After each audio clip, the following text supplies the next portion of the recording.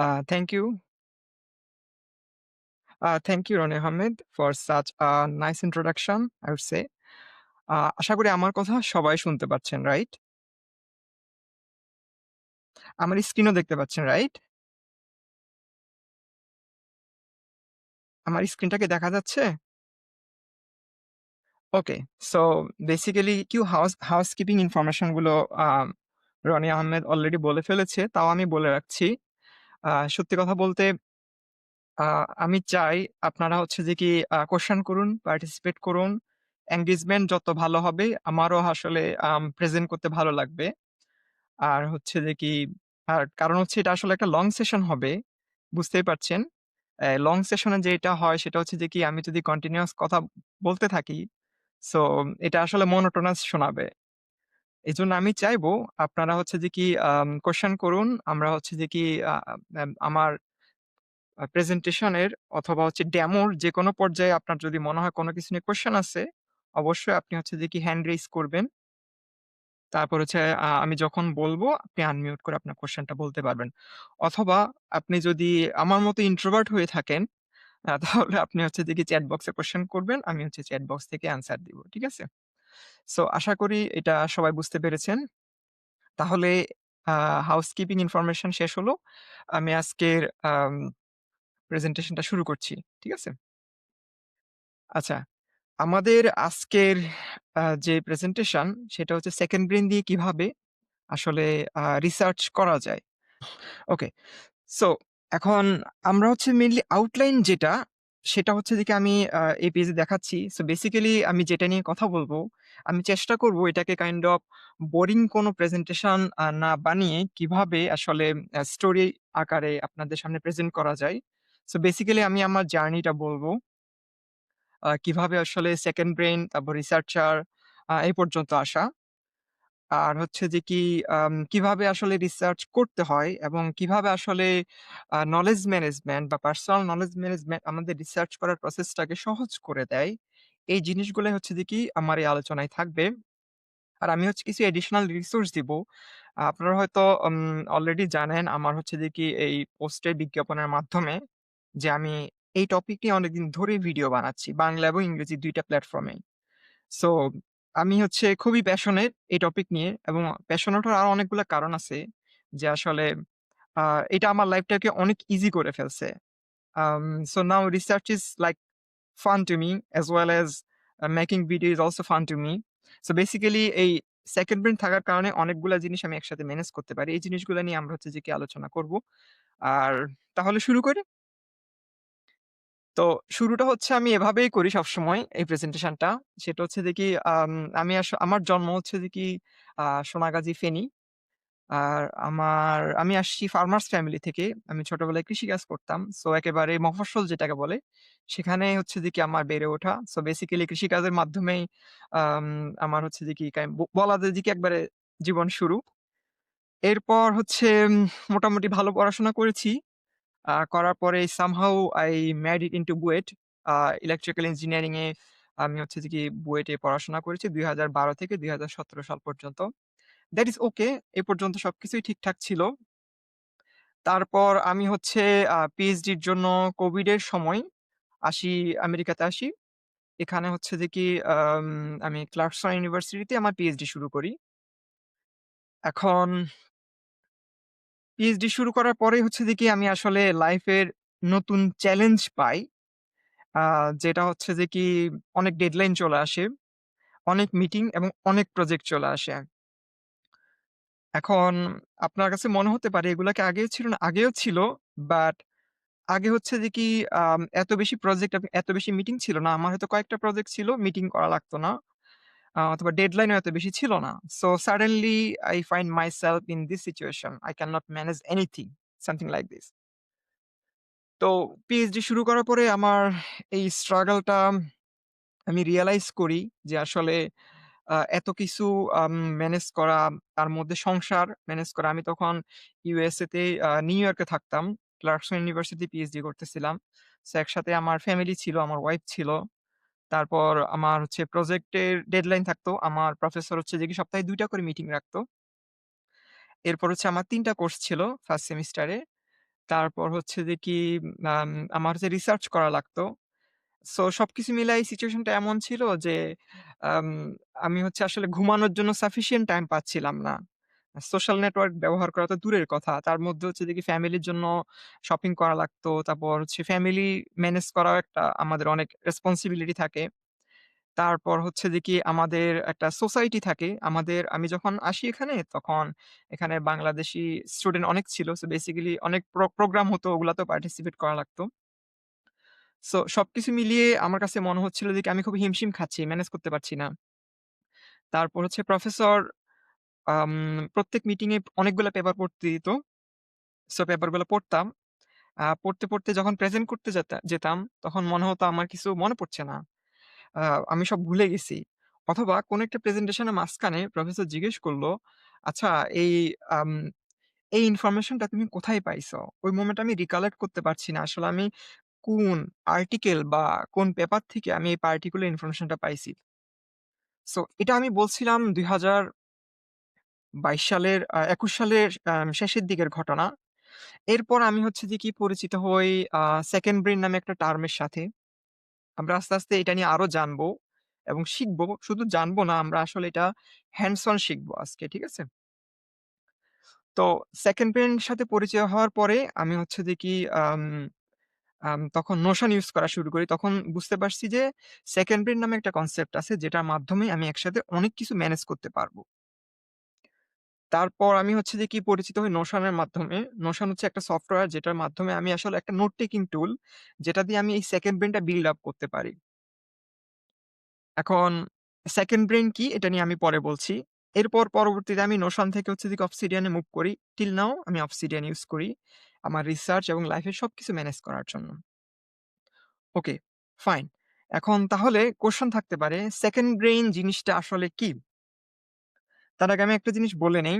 So আমি যখন realise করলাম যে আমি আসলে এত ইনফরমেশন ধরে রাখতে পারছি না বা এত কিছু মনে করে রাখতে পারতেছি না, তখন আমার কাছে মনে হলো আমার আসলে লার্নিং প্রসেসটা এফিশিয়েন্ট হচ্ছে না।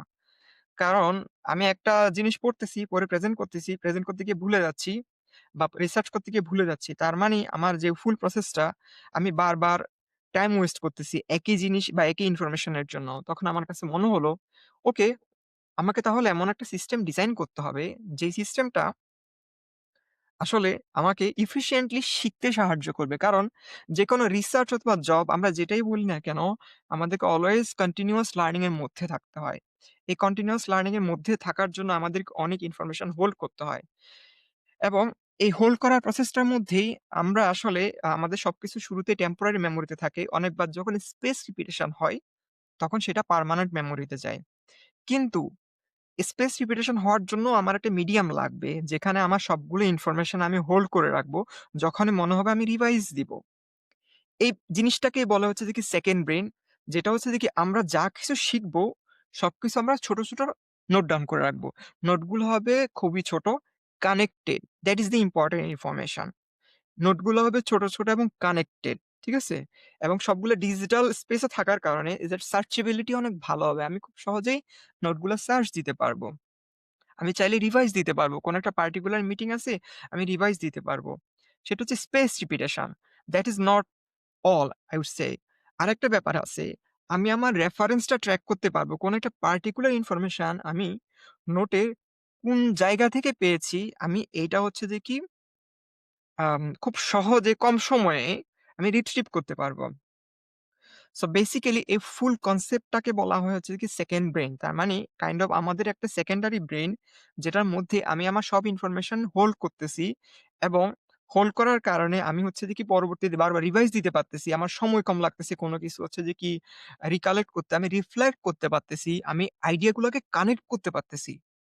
এই কানেকশনটা খুবই গুরুত্বপূর্ণ। কারণ আমরা যত বেশি কোনো একটা পার্টিকুলার ইনফরমেশন এর সাথে কানেক্ট করব, আমাদের ওই পার্টিকুলার ইনফরমেশনটা আমাদের আসলে ইনফরমেশন থেকে নলেজে কনভার্ট হয়। আমাদের মধ্যে একটা নতুন রিয়ালাইজেশন আসে। ২ টা ইনফরমেশন কানেক্ট করে আমরা নতুন একটা নলেজ ক্রিয়েট করতে পারি। সো এইজন্য আসলে এই কানেকশনটা ইম্পোর্টেন্ট। তার মানে এই সেকেন্ড ব্রেইন এর মধ্যে এই সবগুলো কম্পোনেন্ট থাকবে। আরেকটা ইম্পোর্টেন্ট কম্পোনেন্ট থাকবে, সেটা হচ্ছে এটার মধ্যে আমাদের কানেকশন তো অবশ্যই থাকবে। এটার মধ্যে একটা অর্গানাইজেশন সিস্টেম থাকবে, যে অর্গানাইজেশন সিস্টেম আমাকে যেকোনো একটি ইনফরমেশন খুব সহজে এবং তাড়াতাড়ি রিট্রিভ করতে সাহায্য করে। ঠিক আছে? ওকে। সো বেসিক্যালি এভাবেই আমার সেকেন্ড ব্রেইন এর যাত্রা শুরু। সো আমি তাহলে ছোট, ছোট ডেমো দেখাই আমার আসলে সেকেন্ড ব্রেইন বা আমার কানেক্টেড আইডিয়া বা নোটগুলা কেমন ছিল ওভার দ্যা টাইম। তো দেখতে পাচ্ছি আমি যখন ২১ সালে নোট নেয়া শুরু করি, ২২ সালে একবারে শুরু থেকে আমি হচ্ছে যে কি রিগোরাসলি নোট নেই। এটা হচ্ছে আমার ২২ সালের হচ্ছে যে কি শুরুর দিকের নোট। সো বেসিক্যালি শুরুতে আমার আমি রিগোরাসলি যাই শিখছি সবকিছু নোট ডাউন করতেছি। যত বেশি ইনফরমেশন আমি এক্সপোজ হচ্ছি সবকিছু নোট ডাউন করতেছি। কোন একটা পেপার থেকে একটা আইডিয়া পাইছি আমি নোট ডাউন করতেছি। কোন একটা থিওরি কোর্স থেকে আমি একটা আইডিয়া পাইছি সেটা আমি নোট ডাউন করতেছি। ছোট, ছোট নোট। এরপর হচ্ছে কারো সাথে কনভারসেশন করার সময় আমি একটা আইডিয়া পাইছি, নোট ডাউন করতেছি। হাঁটার সময় একটা আইডিয়া পাইছি, নোট ডাউন করতেছি। সো এভাবে করতে, করতে আমার প্রায় ২,০০০ নোট হয়ে যায় ২০২২ সালের দিকে।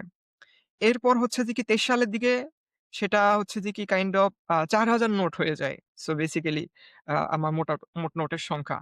এবং এই নোটগুলা প্রত্যেকটা নোট আমি হচ্ছে যেকোনো সময় খুব সহজেই রিকালেক্ট করতে পারি। সো এই যে নোটগুলা দেখতে পাচ্ছেন এই সবগুলা নোটই হচ্ছে যে কি Obsidian এ করা। Obsidian একটা নোট টেকিং সফটওয়্যার যেটাতে আমরা খুব সহজে নোট করতে পারি, নোটগুলা রিট্রিভ করতে পারি এবং ইনফরমেশন গুলা অর্গানাইজ করতে পারি, কানেক্ট করতে পারি। এখানে দেখতে পাচ্ছেন ২০২৫ সালে এখন আমার নোটের সংখ্যা ৭,০০০। সো বেসিক্যালি আমি কনটেন্ট বানাই, YouTube এর জন্য অনেক ভিডিও বানাই। আমি আমার রিসার্চ করি। সো আমি আমার লাইফে সবকিছু ম্যানেজ করি। সবকিছুই kind of Obsidian A connected নোটের মাধ্যমে ম্যানেজ করি। এবং প্রত্যেকটি ইনফরমেশন আমি খুব সহজেই খুব কম সময়ে হচ্ছে যে কি রিট্রিভ করতে পারি। এটাই হচ্ছে Obsidian বা এরকম একটা নোট টেকিং সফটওয়্যারের বড় সুবিধা। সো এইজন্য Obsidian কে আমি সেকেন্ড ব্রেইন বলি অনেকগুলা কারণে। আমি আসলে আজকের এই আম টিউটো আম টকে অথবা ওয়ার্কশপ বলি, এখানে আমি দেখাবো কিভাবে এই প্রসেস গুলো বিল্ড আপ করতে হয়। আমি হয়তো পুরাটা সবকিছু দেখাতে পারব না। আমি জাস্ট একটা গ্লিম্পস দেখাবো এবং ইন ডিটেইলস জানার জন্য আমি লাস্টে রিসোর্স দিব। কারণ আমার বাংলা এবং ইংরেজি দুটাতেই YouTube এ অনেক টিউটোরিয়াল আছে যেগুলো দেখে আপনারা হয়তো এক্সটেন্ড করতে পারবেন। ওকে। সো বেসিক্যালি এভাবে হচ্ছে যে কি আমি আম আম আমার লাইফে সবকিছু হচ্ছে যে কি এই Obsidian এর মাধ্যমে কানেক্টেড নোট বা ছোট, ছোট বাইট সাইজ নোটের মাধ্যমে ম্যানেজ করি। সো বাইট সাইজ নোট কেন বলছি আপনি বাম পাশে দেখতে পাচ্ছেন এই নোটটা খুবই ছোট। এখানে আমি একটা কনসেপ্টের উপর নোট করেছি যারটার নাম হচ্ছে ক্লার্ক ট্রান্সফর্ম। এই ক্লার্ক ট্রান্সফর্ম কিভাবে কাজ করে, তারপর আমার কিছু হ্যান্ড রিটেন নোট ছিল। সবগুলা নোট মিলিয়ে হচ্ছে যে কি আমি এই নোটটা বানিয়েছি। এবং এই নোটটা আপনি দেখেন, আপনি যখন নেভিগেট করতে যাচ্ছেন, আমি হচ্ছে যে খুব সহজেই এই নোটটা এখান থেকে নেভিগেট করতে পারতেছি যে এখান থেকে। It's not like that. আমি চাইলে এটা হচ্ছে যে কি শর্টকাট দিয়েও নেভিগেট করতে পারি। আরো অনেক কিছুই আছে যেগুলো আমরা আস্তে, আস্তে আলোচনা করব। ঠিক আছে?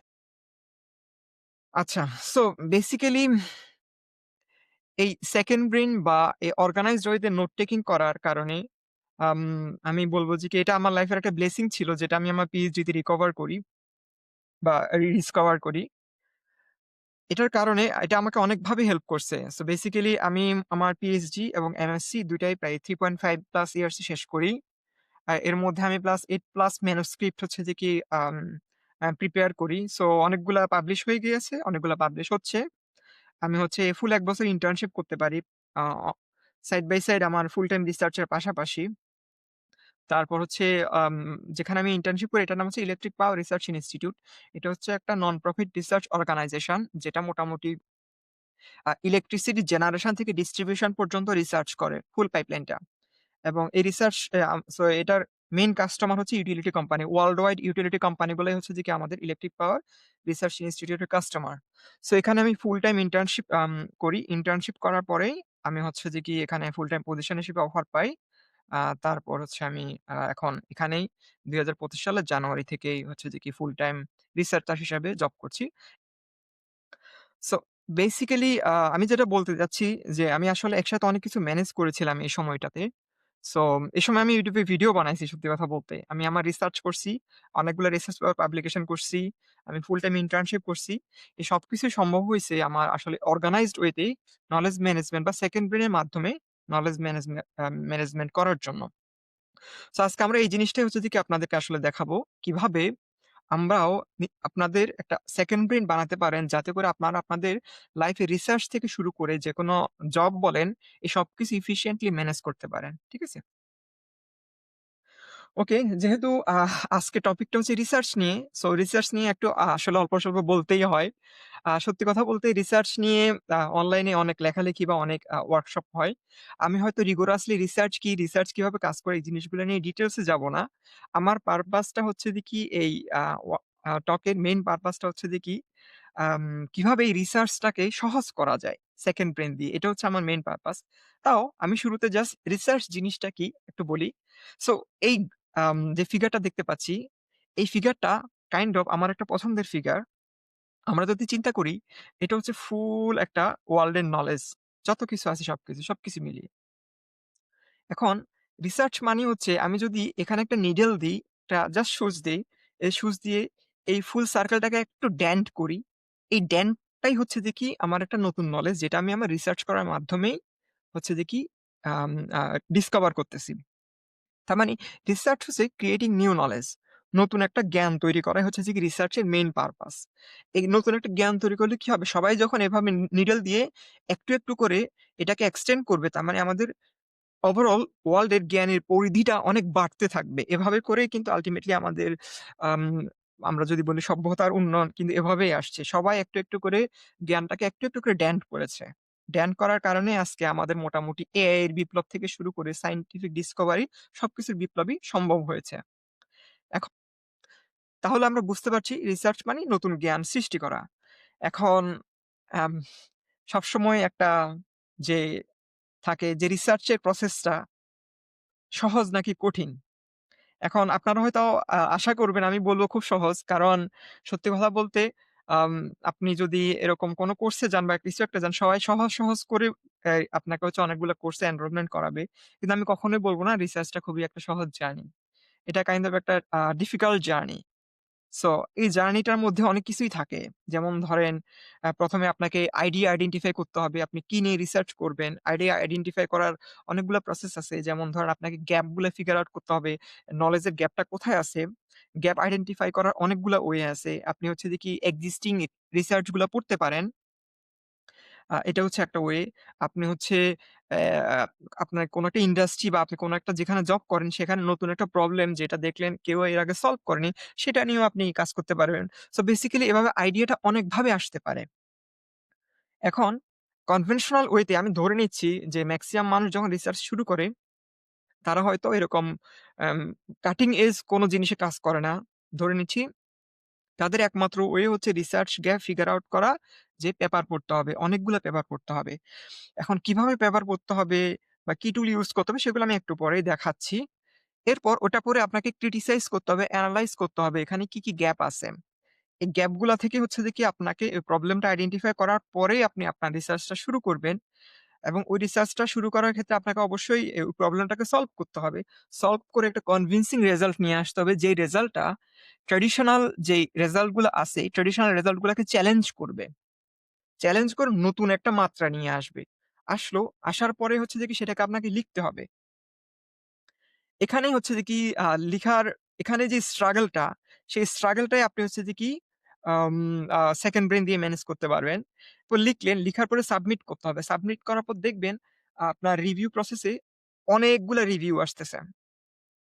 প্রায় কয়েক বছর লেগে যায় এই রিভিউ প্রসেসটা শেষ হতে। এখন এই যে ফুল প্রসেসটা, এই প্রসেসটার মধ্যেই আপনাকে প্রায় কয়েক বছর ধরে ধৈর্য ধরে রিভিউ প্রসেস গুলা রিভিউয়াররা আপনাকে কমেন্ট দিবে সেগুলাকে রিজলভ করতে হবে। কয়েক বছর পরে আপনার রিসার্চটা পাবলিশ হবে। এবং সেটা হয়তো জার্নাল এবং কনফারেন্স ওয়াইজ ডিফারেন্ট হবে। কনফারেন্স হয়তো খুব সহজেই পাবলিশ হয়। জার্নাল একটু টাইম লাগে। ঠিক আছে? এখন এই যে ফুল পাইপলাইনটা বললাম, এই ফুল পাইপলাইনটা অনেক ধৈর্যের ব্যাপার এবং এই ফুল পাইপলাইনটাতে আপনাকে অনেকদিন ধরে লেগে থাকতে হবে। এখন কিভাবে এই ফুল পাইপলাইনটা আমরা সেকেন্ড ব্রেইন দিয়ে ম্যানেজ করে সহজ করতে পারি, সেটাই হচ্ছে যে কি আমি অল্প করে ডেমো দেখাবো। ঠিক আছে? ওকে। সো এখন আমি যদি বলি আমাদের যে ১ম স্টেপটা ছিল, আমাদের রিসার্চের ১ম ধাপটা ছিল কি? আমাদেরকে প্রবলেমটা আইডেন্টিফাই করতে হবে, তাই না? এখন এই আইডেন্টিফাই করার জন্য আমি একটু আগেই বলেছি অনেকভাবে আইডেন্টিফাই করা যায়। আমি আইডেন্টিফাই করলাম। কিন্তু পৃথিবীতে আসলে অনেক প্রবলেম আছে। আপনি কি সব প্রবলেম নিয়ে প্যাশনেট? একটু আগে একজন কোয়েশ্চেন করল সে টেক্সটাইল ফিল্ড নিয়ে রিসার্চ করতে চায়। কিন্তু আরেকজন তো টেক্সটাইল ফিল্ডে রিসার্চ করতে চায় না। যেমন আমি হচ্ছে ইলেকট্রিক্যাল ইঞ্জিনিয়ারিং নিয়ে রিসার্চ করতে চাই। সো বেসিক্যালি আমি যেটা বলতে চাচ্ছি, প্রবলেমটা নিয়ে আপনাকে অবশ্যই প্যাশনেট হতে হবে। না হলে কিন্তু এটার জন্য আপনি আপনার রাতের ঘুম আপনি হচ্ছে হারাম করবেন না। আপনি হচ্ছে যে কি, কারণ রিসার্চ মানে কাইন্ড অফ অনেক স্যাক্রিফাইস লাগবে। আপনাকে অনেক বেশি টাইম দিতে হবে কনভেনশনাল জবের থেকেও। কাইন্ড অফ আমরা যখন পিএইচডি তে রিসার্চ করতাম 24/7 হচ্ছে যে কি রিসার্চ নিয়ে ভাবা লাগতো। ঘুমের সময় খুব কম ছিল। এরকমও সিচুয়েশন গেছে যে আমার আগের দিন পরের দিন অনেক কিছু প্রেজেন্ট করতে হবে বা নতুন একটা প্রবলেম সলভ করতে হবে। সো বেসিক্যালি অনেক সময় ঘুমটাকে স্যাক্রিফাইস করা লাগছিল। সো এই ধরনের জিনিসগুলো অবশ্যই আসবে। এরপর প্রবলেম আইডেন্টিফাই করার জন্য আপনাকে অনেক বেশি পড়তে হবে। আর সত্যি কথা হচ্ছে অনেক বেশি পড়লে আপনি অনেক বেশি ভুলবেন। এটা হচ্ছে যে কি বিটার ট্রুথ। এটা হচ্ছে মানতেই হবে। এখন অনেক বেশি ভুলে গেলে আপনাকে আসলে তার মানে আপনাকে আবার পড়তে হবে। কিন্তু কিভাবে আপনি একবার পড়ে সবকিছু মনে রাখবেন, সেটার জন্যই আপনাকে আসলে যেতে হবে কিছু মেকানিজম এর মাধ্যমে বা কিছু টুলের মাধ্যমে। আমি এই জিনিসটাকে এভাবে এক্সাম্পল দিই। আমি হচ্ছে যে কি মেকানিক্যাল লিভার দিয়ে এক্সাম্পল দেই। ধরেন আপনার হচ্ছে যে কি এফোর্ট দেওয়ার ক্যাপাবিলিটি খুবই কম। যেটাকে আমি স্মল ফোর্স বলি।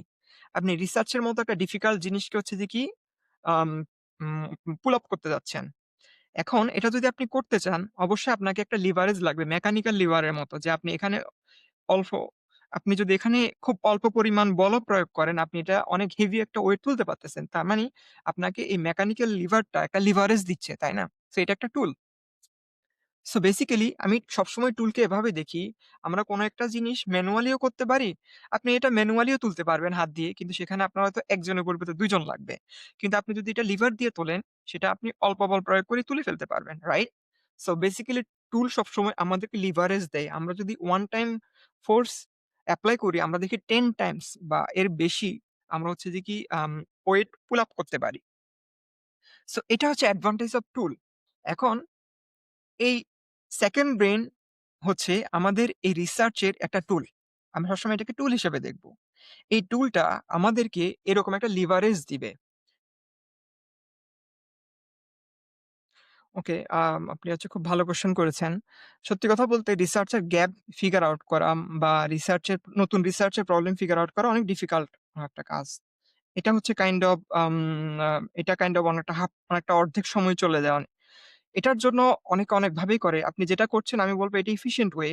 কিন্তু এটাতে কিছু সমস্যা আছে। এটা হয়তো আপনাকে অনেকগুলা পেপার করে রিভিউ করে সে DeepSeek আপনাকে কিছু রিসার্চ এর গ্যাপ আইডেন্টিফাই করে দিবে। কিন্তু সবসময় ওই গ্যাপ গুলা ইমপ্যাক্টফুল হবে কিনা তার গ্যারান্টি থাকবে না। কারণ হচ্ছে আমাদের এআই মডেল গুলা এক্সিস্টিং নলেজ এর উপর হচ্ছে যে কি বেস করে হচ্ছে যে কি ট্রেন করা। সো বেসিক্যালি এক্সিস্টিং নলেজ এর বাহিরে কিন্তু খুব একটা নতুন কিছু জিনিস আনতে পারে না। সো সেক্ষেত্রে আপনার ইউনিকনেস টা হয়তো কম থাকবে। বাট শুরুর দিকে রিসার্চ করার জন্য আমি বলব এটা খারাপ মেথড না, এটা একটা গুড মেথড। আপনি এভাবেও এটা ফিগার আউট করতে পারেন। সো যেটা বলতে চাচ্ছিলাম সেটা হচ্ছে এই লিভারটা আমাকে একটা অ্যাডভান্টেজ দিবে যেটাকে আমি বলছি সেকেন্ড ব্রেইনটাকে আমি হচ্ছে যে কি এরকম একটা লিভার বলছি বা একটা টুল বলছি। যেটা হচ্ছে আমাকে একটা অ্যাডভান্টেজ দিবে। কিরকম অ্যাডভান্টেজ দিবে? আমি যা পড়ছি সবকিছু মনে রাখতে, আমার পড়াগুলোর মধ্যে এনালাইজ করতে, সেখান থেকে প্রবলেম আইডেন্টিফাই করতে, ফাইনালি আমার একটা রিসার্চ ম্যানুস্ক্রিপ্ট রেডি করতে বা পাবলিশ করতে এবং প্রবলেম সলভ করতে। ওকে? সো বেসিক্যালি এই যে সেকেন্ড ব্রেইন জিনিসটা, এটা আসলে একটা মার্কেটিং টার্ম আমি বলব। বেসিক্যালি এই ফুল প্রসেসটাকে বলা হয় পার্সোনাল নলেজ ম্যানেজমেন্ট। টিয়াগো ফোর্তে নামে একজন ব্যক্তি, উনি হচ্ছে সেকেন্ড ব্রেইন এর উপর একটা বই লিখেছেন। উনি এই জিনিসটাকে সেকেন্ড ব্রেইন বলে হচ্ছে যে কি মোটামুটি মার্কেটিং করছে এবং যেটা খুব পপুলার এখন ওয়ার্লড ওয়াইড। সো উনার বইতে আপনি যদি পড়েন, এই বইটা আমার এখানেও আছে আমার শেলফে। সেটা হচ্ছে ৪ টা মেথড। ক্যাপচার, অর্গানাইজ, ডিস্টিল এবং এক্সপ্রেস। এই ৪ টা মেথড হচ্ছে যে কি আমি আ মাধ্যমে আমি একটা সেকেন্ড ব্রেইন বিল্ড আপ করতে পারি বা সেকেন্ড ব্রেইন ম্যানেজ করতে পারি। ক্যাপচার মানে হচ্ছে যে কি, আপনার সাথে যা রেজোনেট করে সেটা হচ্ছে আপনি কুইকলি ক্যাপচার করে রাখবেন। ঠিক আছে? যেকোনো কিছু আপনি একটা রিসার্চ বা যেকোনো একটা পেপার নিয়ে পড়তেছেন, কোন একটা লাইন আপনার হচ্ছে রেজোনেট করলো, আপনি জাস্ট এটা টুক করে নোট ডাউন করে রাখলেন। হুম? সো বেসিক্যালি এরপর আমি যেটা বলতে যাচ্ছিলাম সেটা হচ্ছে যে কি নেক্সট স্টেপ হচ্ছে আমার রিসার্চ এর অর্গানাইজ করা। এখন অর্গানাইজ করতে গেলে আমাকে আসলে আমি যখন অনেক বেশি নলেজ কালেক্ট করে ফেলবো, মোটামুটি স্ক্যাটার্ড থাকবে সবকিছু। এখন এই জিনিসগুলা যদি আমি অর্গানাইজ না করি, তাহলে আমি যদি প্যাটার্ন ধরে অর্গানাইজ না করি, আমি সেখান থেকে আমার দরকারি জিনিসটা না আইডেন্টিফাই করতে পারবো না। এরপর নেক্সট স্টেপ হচ্ছে ডিস্টিল। ডিস্টিল মানে হচ্ছে যে কি, আমি আমার কাছে প্রচুর ইনফরমেশন আছে। সেখান থেকে আমি কিভাবে আমার নলেজ গুলাকে ডিস্টিলেশন এর মাধ্যমে আমার যেটা লাগবে সেটা আমি ফিগার আউট করব। এরপর এক্সপ্রেস মানে হচ্ছে পাবলিশ করা। আমি আমার রিসার্চটাকে পেপার আকারে পাবলিশ করব বা কোন একটা জায়গায় প্রেজেন্ট করব। এগুলো হচ্ছে কাইন্ড অফ সেকেন্ড ব্রেইন এর স্টেপ। সো এখন আমি আসলে আপনাদেরকে হ্যান্ডস অন এ চলে যাব। এতক্ষণ ধরে আমি আসলে স্লাইডে কথা বলছি। আমি এখন আপনাদেরকে দেখাবো এই প্রসেস গুলা কিভাবে কাজ করে। অনেকে হয়তো রিসার্চ করছেন বা অনেকে হয়তো রিসার্চ শুরু করবেন। যারা হয়তো পরিচিত তারা হয়তো হচ্ছে যে কি আবার নতুনভাবে কোন কিছু নিয়ে কোয়েশ্চেন আসলে কোয়েশ্চেন করতে পারবেন। যারা একেবারেই নতুন তাদের জন্য আশা করি এটা ইউজফুল হবে। এখন এই সেকেন্ড ব্রেইন এর যে স্টেজ গুলো আমি বললাম, এটার মধ্যে কালেকশন এর স্টেজটা হচ্ছে যে কি খুবই গুরুত্বপূর্ণ। শুরুতে কোনো একটা রিসার্চ এর জন্য আপনাকে অবশ্যই কালেকশন স্টেজে যেতে হবে। এই কালেকশন স্টেজে যাওয়ার জন্য আমি যেই টুলটা নিয়ে বেশি কথা বলব সেটা হচ্ছে যে কি Zotero। Zotero টুলটা আপনারা যদি পরিচিত হন বা না পরিচিত হন, এটা হচ্ছে আপনার রিসার্চ প্রসেসটাকে আ অনেক বেশি স্মুথ করবে। সো শুরুতে যেটা করতে হবে আপনাকে Zotero টা ডাউনলোড করতে হবে। সো বেসিক্যালি আপনি যদি Google এ যান তাহলে Zotero সফটওয়্যারটা আপনি সহজেই ডাউনলোড করতে পারবেন। এখন Zotero সফটওয়্যারটা ডাউনলোড করার পরেই আপনি যখন এটি ইনস্টল করবেন, এরপর এটার মধ্যে আরো একটা জিনিস আসবে সেটা হচ্ছে যে কি Chrome এক্সটেনশন। এটা খুবই গুরুত্বপূর্ণ। কারণ আমি বললাম যে আমি আসলে যে টুলগুলা দেখাবো, এই টুলগুলা কাইন্ড অফ আপনাকে সেকেন্ড ব্রেইন বিল্ড আপ করতে সাহায্য করবে এবং রিসার্চটাকে অ্যাক্সিলারেট করবে। এখানে একটা টুল দেখতে পাচ্ছেন সেটা হচ্ছে যে কি Zotero কানেক্টর, যেটা হচ্ছে আপনি ক্লিক করলে আপনার Chrome এ চলে আসবে। যেমন আমার এখানে একটা বাটন চলে আসছে দেখতে পাচ্ছেন। এই Chrome এর যে বাটনটা, এই বাটনটাই হচ্ছে যে কি আমার আ এই যে এখানে একটা বাটন আসছে যেটা হচ্ছে Zotero বাটন। সো আমি আমার Zotero টা ওপেন করে দেখাই যে এটা আসলে দেখতে কেমন। সো ইনস্টল করার পর এরকম একটা উইন্ডো আসবে। যে উইন্ডোটা হচ্ছে কাইন্ড অফ আমার Zotero উইন্ডো। এখানে আমি আমার সবগুলা পেপার অর্গানাইজ করে রাখবো। এখন শুরুতে আমার একটা কালেকশন স্টেজ থাকবে। যেমন ধরেন এই পেপারটাই আমি হচ্ছে কালে আ অর আ অনলাইন থেকে ডাউনলোড করব। এই পেপারটার নাম হচ্ছে "When choice is demotivating, can one desire too much of a good thing?" Okay. So ধরেন এই পেপারটা আমার এখানে নাই। আমি এটা ডিলিট করে দিলাম completely. Okay? Move to trash. So আমার শুরুতে আমার ফোল্ডারের মধ্যে কোনো কিছুই নাই। এটা হচ্ছে Zotero ফোল্ডার যেটার মাধ্যমে আমি আমার রিসার্চ গুলা ম্যানেজ করব, অর্গানাইজ করব। ফার্স্ট 2 স্টেপস, ওকে? এরপর আমি হচ্ছে আমার ব্রাউজারে যাব। যাওয়ার পরে আমি Google Scholar এ যাব। Google Scholar হচ্ছে কাইন্ড অফ আম আমাদের রিসার্চ পেপারের সার্চ ইঞ্জিন। ঠিক আছে? সো আমি যখন Google Scholar এ যাব, তখন আমি হচ্ছে এরকম একটা উইন্ডো দেখতে পাবো। এখানে আমি আমার যেই ফিল্ডে আমি রিসার্চ করতে চাই, সেই ফিল্ডের টপিক নিয়ে আমি সার্চ দিব। যেহেতু আমি এখন একটা পেপার জানি, আমি এই পেপারটা লিখে সার্চ দিলাম। দেওয়ার পরে এখান থেকে আমি লিঙ্ক ফিগার আউট করতে পারবো এই পেপারটা কোথায় আছে। এই যে পিডিএফটা আমি দেখতে পাচ্ছি। ওকে, ফাইন। এখন পিডিএফটা যখন আমার এখানে চলে আসছে, এখন আমি যে একটু আগে বললাম Zotero আপনি যখন ব্রাউজার এক্সটেনশনটা এড করবেন, এরকম একটা বাটন চলে আসবে। দেখতে পাচ্ছেন বাটনটা আপনারা কি?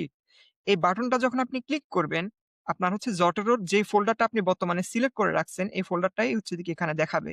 দেখেন আমি হচ্ছে বর্তমানে বামের ফোল্ডারটা সিলেক্ট করে রাখছি। যখনই আমি এই বাটনটা ক্লিক করলাম, এই পেপারটা আমার Zotero র এখানে চলে আসছে অটোমেটিক্যালি। দেখেন। এবং এখানে যখন চলে আসছে, আপনি দেখেন এখানে পিডিএফটাও আছে। এখানে ক্লিক করে আমি এখানে আমার পেপারটাকে রিভিউ করতে পারি। That is one way. এখন এভাবে করার সুবিধা কি? ফর এক্সাম্পল আমি জাস্ট এটা না, একসাথে অনেকগুলা পেপার আমার পছন্দ হইছে। আমি সবগুলা পেপারই হচ্ছে যে ডাউনলোড করব। সো বেসিক্যালি আমি আবার Google Scholar এ যাব। Google Scholar এ গেলে আমি হচ্ছে ফর এক্সাম্পল আমি আমার পার্সোনাল লাইব্রেরিতে যাই। আ যেখানে আমার পেপারগুলো আছে। মাই প্রোফাইল। সো বেসিক্যালি আমার যেকোনো একটা পেপার পছন্দ হইছে। আমি হচ্ছে যে কি ওই পেপারটার গেলাম, গিয়ে এখানে ক্লিক করে এড করে দিলাম। সিমিলার ওয়েতে আরেকটা পেপার আমার পছন্দ হইছে, সেখানে আমি গেলাম, এখানে ক্লিক করে এড করে দিলাম। সো দেখেন, তার মানে আমার যে কালেকশন স্টেজটা কত ইজি। এই যে দেখেন আমি জাস্ট ক্লিক করলাম, সেই ক্লিকগুলা থেকে আমার পেপারগুলাকে আমার এই Zotero তে গিয়ে একটা নলেজ বেস ক্রিয়েট করে ফেলছে। রাইট? এখন নলেজ বেস ক্রিয়েট করার এই কালেকশন স্টেজটা এই জটেরো এবং গুগল ক্রোম এক্সটেনশন দিয়ে করাটা খুবই ইজিয়ার। এবং আরো ব্যাপার হচ্ছে, আমরা যখন এই জটেরোতে এই পেপারগুলো ম্যানেজ করব, আমরা এখানে ফোল্ডার ক্রিয়েট করে করে ম্যানেজ করতে পারবো। আমি চাইলে নতুন একটা সাব কালেকশন ক্রিয়েট করতে পারবো, নিউ কালেকশন করে এর মধ্যে আমি আমার অর্গানাইজ করে রাখতে পারবো। এবং আরো অনেকগুলো ফিচার আপনাদেরকে দিবে। আমি হয়তো সময়ের স্বল্পতার জন্য এখানে সবকিছু বলবো না, বাট এটা নিয়ে আমার ইন ডিটেলস টিউটোরিয়াল আছে কিভাবে এটাকে আরো লিভারেজ করে রিসার্চের জিনিসপাতি সুন্দরভাবে অর্গানাইজ করা যায়, যেটা কাইন্ড অফ একটা পার্ট অফ সেকেন্ড ব্রেইন। ঠিক আছে? এখন ধরেন আপনি পেপারটা এখানে নিলেন, নেয়ার পরে আপনি হচ্ছে যে কি এখানেই পেপারটা পড়া শুরু করলেন। ফর এক্সাম্পল কোন একটা লাইন আপনার পছন্দ হইছে।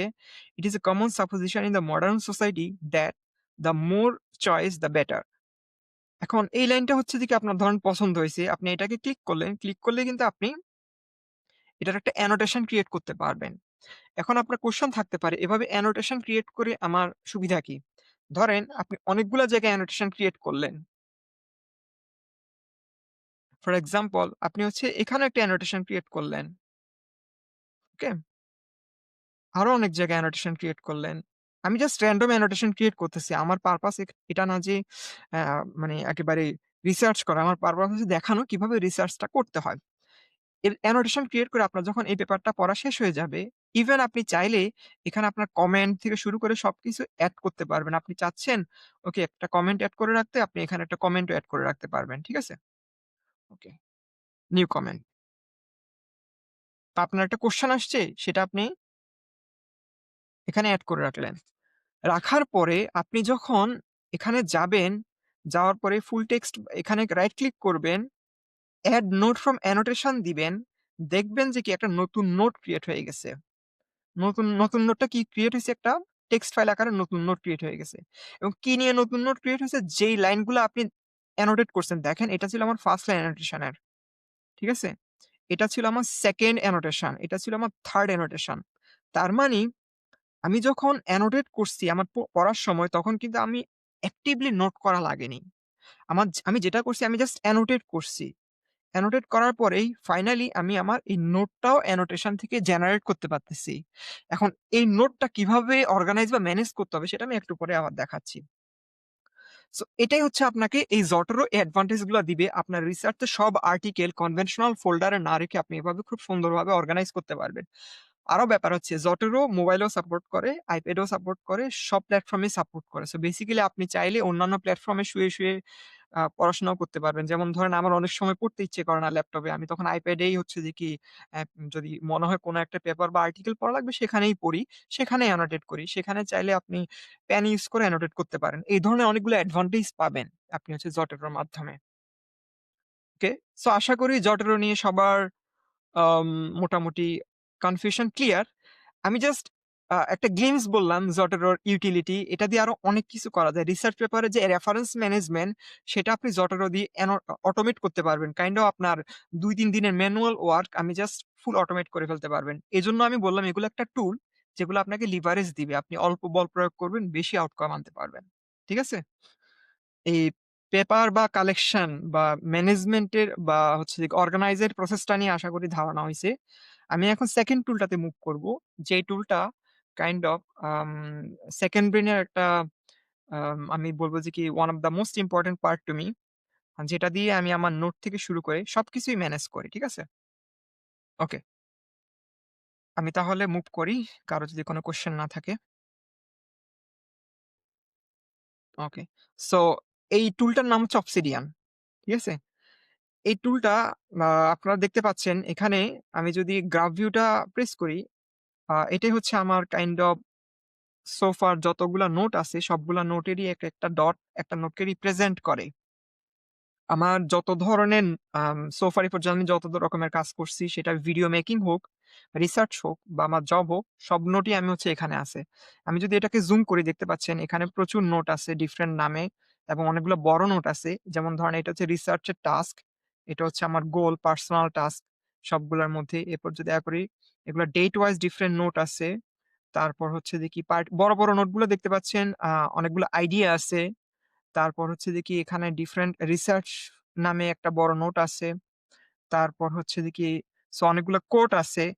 সো ইউটিউব নিয়ে অনেকগুলা হচ্ছে যে কি নোট আছে। সো এই যে টুলটা আমি দেখালাম, এই টুলটার মধ্যে অনেকগুলো অ্যাডভান্টেজ আছে, যে অ্যাডভান্টেজ গুলো নিয়ে আমি একটু আস্তে আস্তে আলোচনা করব, এবং এটা দিয়ে আপনি কিভাবে সেকেন্ড ব্রেন বানাতে পারেন সেটা নিয়ে আমি অনেক কিছু দেখাবো। সো আমি তাহলে আপনাদেরকে যেটা এখন দেখাবো, এটা কিভাবে ডাউনলোড করবেন বা কোথায় থেকে করবেন। এটার নাম হচ্ছে অবসিডিয়ান।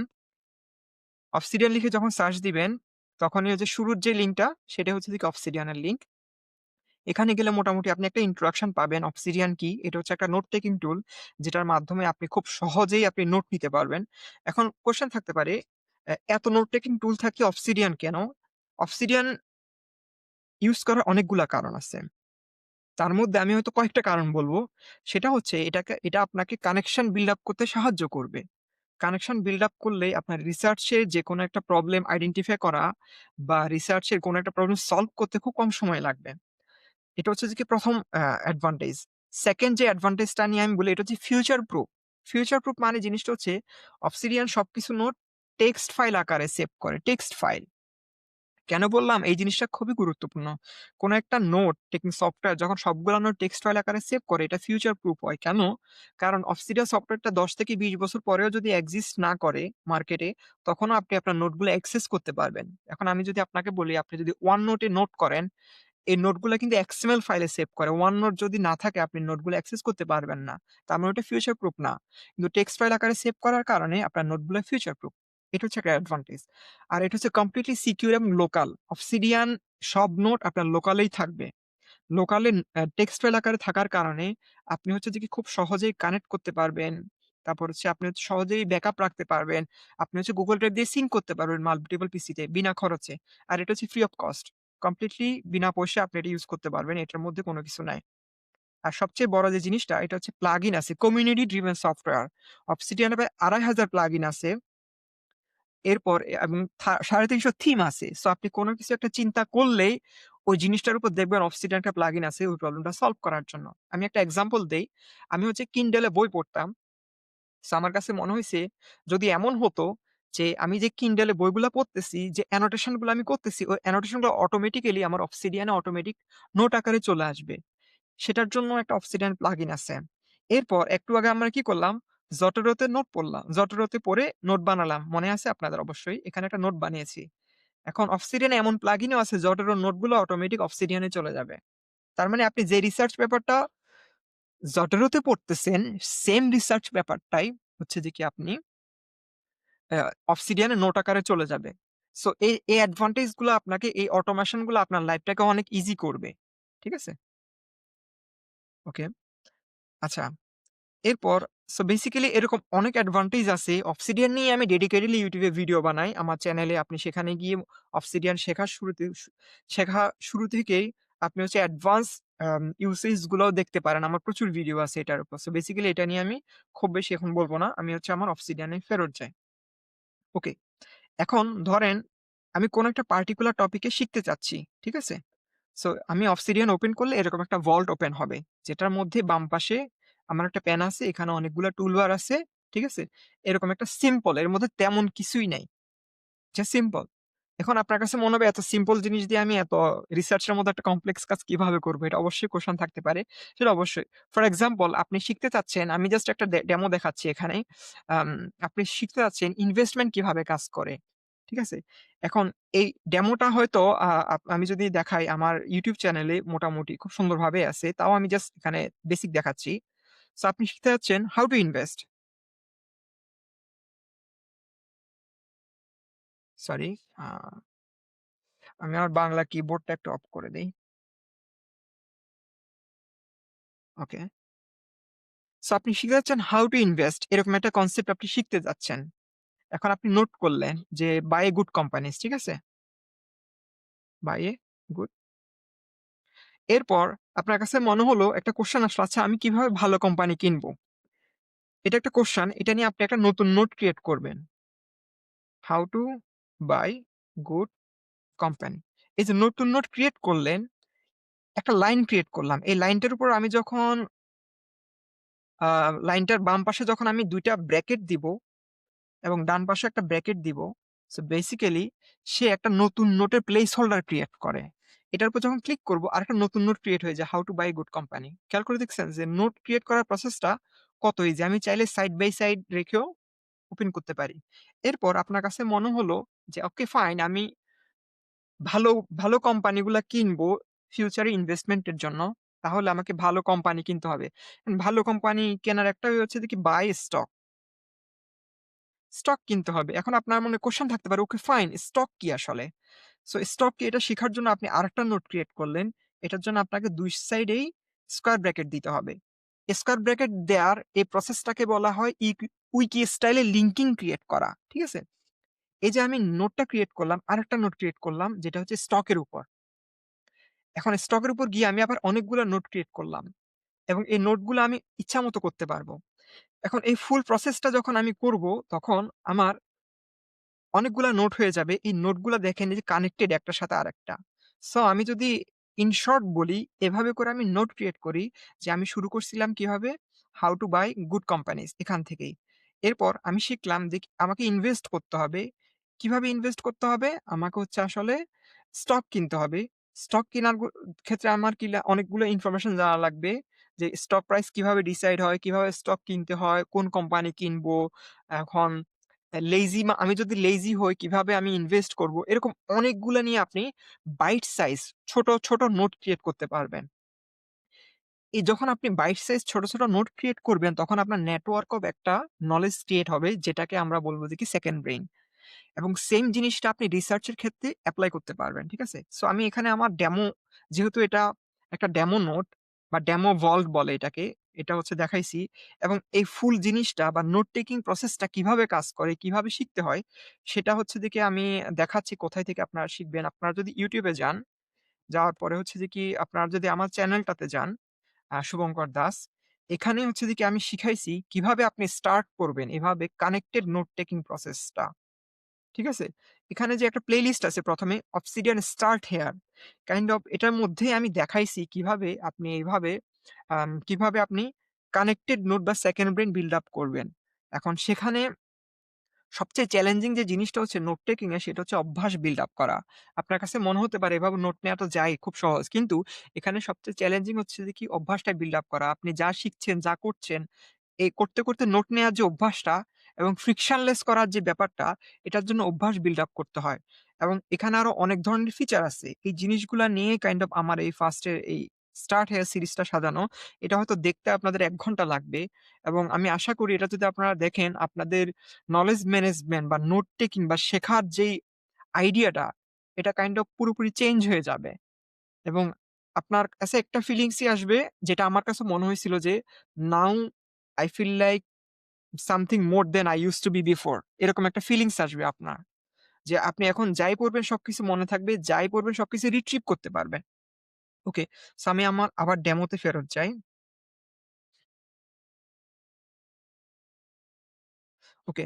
এখন ব্যাপার হচ্ছে যে কি এই Obsidian এর অনেক ধরনের অ্যাডভান্টেজ আছে। আমি আসলে সারাদিন বলেও শেষ করতে পারব না। যেমন ধরেন এখানে সার্চেবিলিটি খুবই সুন্দর। যেমন আমি যদি কোন একটা জিনিস সার্চ দিই, আমি প্রেস করব কন্ট্রোল ও।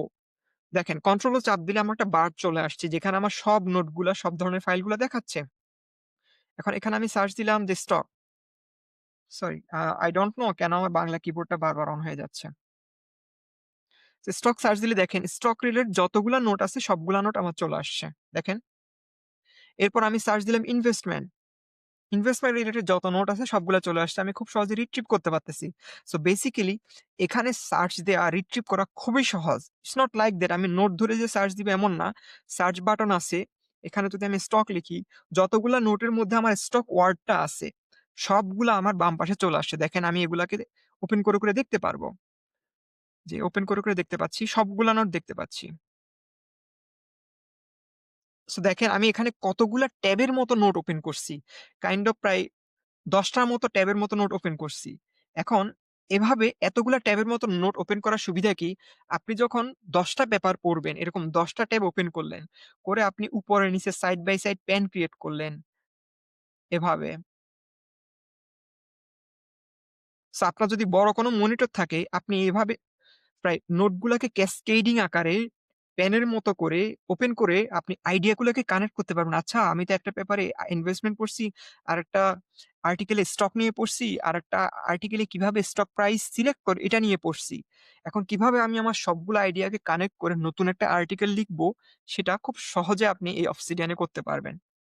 সো আশা করি আপনারা আমার আইডিয়াটা বুঝতে পারছেন যে সেকেন্ড ব্রেইন বিল্ড আপ করা বা হচ্ছে যে Obsidian ইউজ করে আমাদের কিভাবে নোট টেকিং করে আমরা অনেক কিছু খুব সহজেই শিখতে পারি এবং সেগুলাকে ম্যানেজ করতে পারি।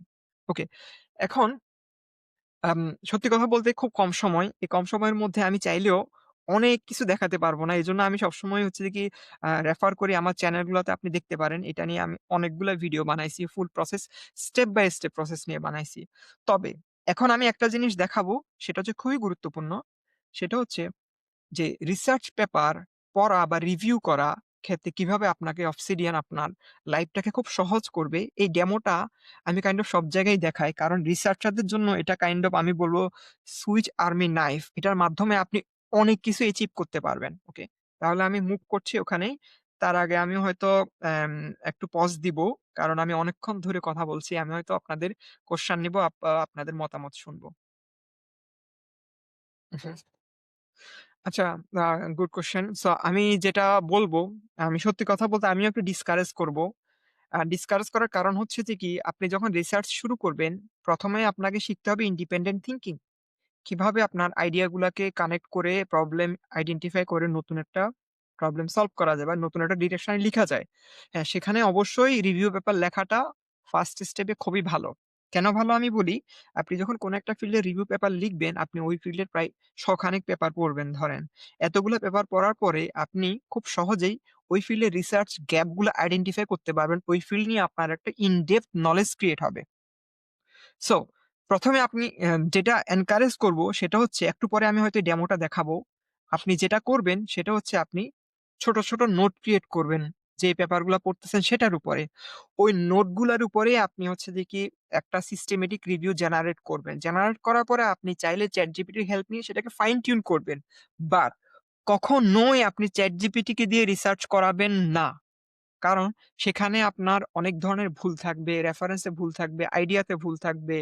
তারপর হচ্ছে যে কি সে অনেক ধরনের নতুন অনেক ধরনের মানে হ্যালুসিনেট করবে যেই জিনিসগুলা হয়তো আপনার ফিউচার রিসার্চটাকে কোয়েশনেবল করবে। তার থেকেও গুরুত্বপূর্ণ আমি আপনাকে একটা জিনিস বলব। আপনি 2nd ইয়ারে আছেন না? সো আপনি যখন আম আ আপনি যখন হচ্ছে যে কি আ ইন্টারভিউ দিতে যাবেন, জবের ইন্টারভিউ বা ফিউচার রিসার্চ করার জন্য কোন প্রফেসর আন্ডারে ইন্টারভিউ দিতে যাবেন, আপনাকে অনেকগুলা কোয়েশ্চেন করা হবে। ফর এক্সাম্পল আপনাকে কোয়েশ্চেন করা হবে, "টেল মি অ্যাবাউট ইউরসেলফ।" তখন আপনি বলবেন, "আমি অমুক, অমুক পেপার পাবলিশ করছি।" ওই সময় যেটা হবে সেটা হচ্ছে যে কি তখন আপনাকে বলবে ওই পেপারের থেকে আপনি কি, কি শিখছেন বা ওই পেপারের মেইন কনটেন্ট কি বা ওখানে আপনার কন্ট্রিবিউশন কি? যখন আপনি ওই পেপারটা এআই দিয়ে জেনারেট করবেন বা এআই এর হেল্প নিয়ে করবেন, আপনার নিজের থিংকিং কম থাকবে। ওই জিনিসগুলো আপনার মনে থাকবে না। ঠিক আছে? মনে না থাকলে আপনি ইন্টারভিউতে ভালো করতে পারবেন না। সো বেসিক্যালি এআই দিয়ে করাতে আপনার নলেজ কখনো ইনক্রিজ হবে না। খুব কম ইনক্রিজ হবে। সেটা হবে খুব কম। কিন্তু আপনি যখন নিজে, নিজে ফিগার আউট করবেন, সেটা নিয়ে ভাববেন, সেটা নিয়ে টাইম স্পেন্ড করবেন, ওই জিনিসগুলো আপনার পার্মানেন্ট মেমোরিতে গেঁথে যাবে। আপনি পরবর্তীতে ফিউচারে যেখানেই ইন্টারভিউ দেন না কেন, আপনার ওই জিনিসগুলো আপনাকে অনেক হেল্প করবে। সেইজন্য এআই দিয়ে হয়তো আপনি খুব সহজে অনেক কিছু জেনারেট করতে পারবেন। কিন্তু সেটা লং টার্ম এ আপনার জন্য ভালো হবে না। কিন্তু আপনি এআই দিয়ে ফাইন টিউন করবেন, প্যারাফ্রেজিং করবেন, গ্রামার ঠিক করবেন অথবা আপনি এআই দিয়ে আপনার আইডিয়াটাকে এনহ্যান্স করবেন। সেটা অবশ্যই করতে পারেন। কিন্তু আইডিয়াটা বা থিংকিংটা বা সিনথেসিসটা অবশ্যই আপনার থেকে আসতে হবে। আপনি কি বুঝতে পেরেছেন আমার কথাটা?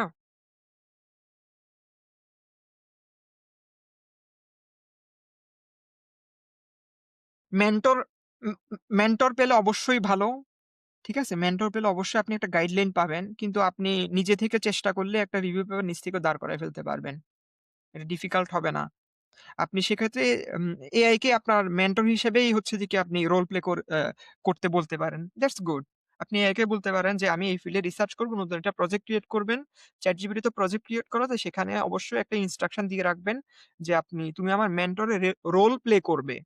আমি যদি কোন একটা কোয়েশ্চেন করি বা কোন একটা ডিরেকশন এ যাই, তখন হয়তো ChatGPT আপনাকে কিছুটা ডিরেকশন দিতে পারবে। কারণ যে একটা জিনিস আছে না? আমরা হচ্ছে যে কি পার্টিকুলার জিনিসে হচ্ছে যে কি খুব বেশি জানি। কিন্তু ChatGPT এর মধ্যে বা AI এর মধ্যে মোটামুটি অনেকগুলা সাবজেক্টের নলেজ এমবেড করা।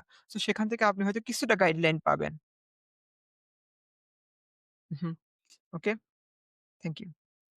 ওকে, আমি তাহলে মুভ করতেছি। Yeah, sure, go ahead.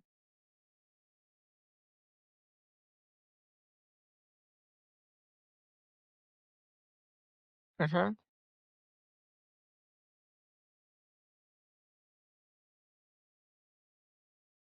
হুম,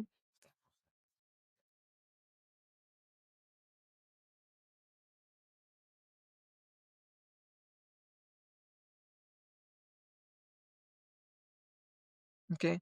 আমি আমি যতটুকু জানি ইলেকট্রিক্যাল ইঞ্জিনিয়ারিং এর অনেক কিছুই তো বায়োমেডিক্যাল ইঞ্জিনিয়ারিং ইউস করে। যেমন ধরেন আপনি যদি সিগন্যাল প্রসেসিং থেকে শুরু করেন, কন্ট্রোল সিস্টেম থেকে শুরু করেন বা ইলেকট্রিক্যাল সার্কিট ডিজাইন বা কোডিং মোটামুটি তো অনেক জিনিসই কমন বায়োমেডিক্যাল ইঞ্জিনিয়ারিং ও ইলেকট্রিক্যাল ইঞ্জিনিয়ারিং এর মধ্যে এপার্ট ফ্রম বায়োলজি, তাই না? আপনি যেহেতু ইলেকট্রিক্যাল ইঞ্জিনিয়ারিং এ করতেছেন, আপনি ফিউচারে মুভ করতে আছেন biomedical engineering A. Did I get it right? উহু। ওকে। সো বেসিক্যালি আমি একজন আপুকে চিনি। উনি হচ্ছে বুয়েটে ইলেকট্রিক্যাল ইঞ্জিনিয়ারিং নিয়ে পড়াশোনা করত। সো আমি উনার গাইডলাইনটা আপনাকে হয়তো দিব। উনি যখন পড়াশোনা করত, উনি যেটা করছে উনার ফিউচারের ডিরেকশন ছিল উনি হচ্ছে ইয়ে নিয়ে পড়াশোনা করবে। অ্যাস্ট্রোলজি নিয়ে পড়াশোনা করবে। অ্যাস্ট্রোনমি নিয়ে পড়াশোনা করবে। সো উনি যেটা করেছেন, উনি বুয়েটে পড়াশোনা থাকা অবস্থায় উনি হচ্ছে EDX বা ডিফারেন্ট অনলাইন প্ল্যাটফর্ম এ যে কোর্সগুলা থাকে, অ্যাস্ট্রোনমির যে ফান্ডামেন্টাল কোর্সগুলা, সবগুলা কোর্স উনি কমপ্লিট করে ফেলছিল। সো করাতে পরবর্তীতে উনাকে যেকোনো জায়গায় পিচ করতে সুবিধা হইছে যে, আমার ইলেকট্রিক্যাল ইঞ্জিনিয়ারিং ডিগ্রি আছে, কিন্তু আমি EDX এ বা অনলাইন যেসব কোর্সগুলো আছে Coursera তে অ্যাস্ট্রোনমির যেসব ফান্ডামেন্টাল কোর্স আছে সবগুলা কোর্স কমপ্লিট করে সার্টিফিকেট সহ আমি খুব ভালো রেজাল্ট করছি। সো ওখান থেকে উনি হচ্ছে যে খুব সহজেই ফিল্ড মুভ করতে পারছে। You can do the same. বুঝতে পেরেছেন?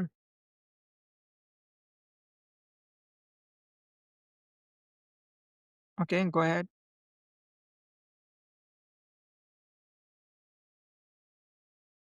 উহু,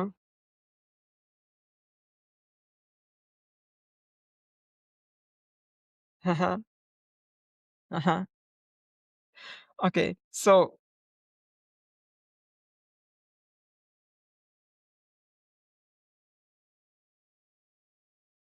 আম সো আপনাকে সবসময় হচ্ছে যে কি একটা জিনিস ভাবতে হবে আপনার ইউনিক সেলিং পয়েন্টটা কি প্রফেসরের কাছে? যেটা প্রফেসরের ইন্টারেস্টের সাথে অ্যালাইন করে। যদি এমন হয় যে প্রফেসরের ইন্টারেস্ট এর সাথে আপনার রিসার্চটা অ্যালাইন করে, তখন আপনি আপনার রিসার্চ থেকে যে ইউনিক ফাইন্ডিং গুলা আছে, ওই ফাইন্ডিং গুলো অল্প-স্বল্প বলতে পারেন। That is good. যে আপনি অথবা এটা একটা ওয়ে, আরেকটা ওয়ে হতে পারে আপনার কি এক্সপেরিয়েন্স আছে। আপনি কতগুলো পেপার পাবলিশ করছেন? আপনার রেজাল্ট কেমন? আপনার জিআরই TOEFL স্কোর কেমন? তারপর হচ্ছে যে কি মোটামুটি আপনার প্রোফাইল কি? আপনাকে দেখাতে হবে। সত্যি কথা বলতে প্রফেসররা কখনো এটা এক্সপেক্ট করে না যে আপনি সবকিছু জানবেন বা আপনি অনেক জানেন। প্রফেসররা একটা জিনিস এক্সপেক্ট করে সেটা হচ্ছে আপনি কত বেশি এফোর্ট দিতে পারেন। বুঝতে পারছেন আমার কথা? আপনি যদি আপনার ইমেইলে দেখাতে পারেন যে আপনি অনেক ইফোর্ট দিতে রাজি আছেন, আপনি রিসার্চ করার জন্য আপনার মেন্টালিটি আছে, আপনি অনেক ইফোর্ট দিতে পারবেন। তোমার ওই স্ট্যামিনাটা আছে, সরি আপনার, তখনই প্রফেসররা অনেক বেশি ইন্টারেস্টেড হয়। ইটস নট লাইক যে আপনাকে দেখাতে হবে আপনি ওই ফিল্ডে অনেক কিছু জানেন। আপনাকে দেখাতে হবে আপনি ইন্টারেস্টেড, আপনি ইফোর্ট দিতে পারবেন, you are the right person. That is the only thing professor will expect from you. That's it.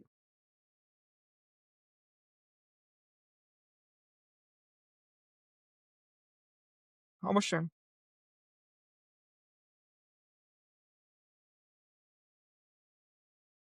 Hmm, okay, okay. Um thank you. হ্যাঁ, আচ্ছা। ওকে, আমি মনে হয় আবার প্রেজেন্টেশন এ মুভ করি। আপনাদের বাকি কোয়েশ্চেন গুলো একটু পরেই নেই। আমার প্রেজেন্টেশন শেষ করি। ঠিক আছে? ওকে, ওকে। এখন যে জিনিসটা দেখাবো, এই জিনিসটা হচ্ছে যে কি আপনাদেরকে আপনাদের রিসার্চ এ অনেক হেল্প করবে আশা করছি। সেটা হচ্ছে আম এই যে অবসিডিয়ান নিয়ে আমি অনেক কথা বললাম যে এটার মাধ্যমে আপনি ছোট বাইট সাইজ নোট করতে পারবেন। ঠিক আছে?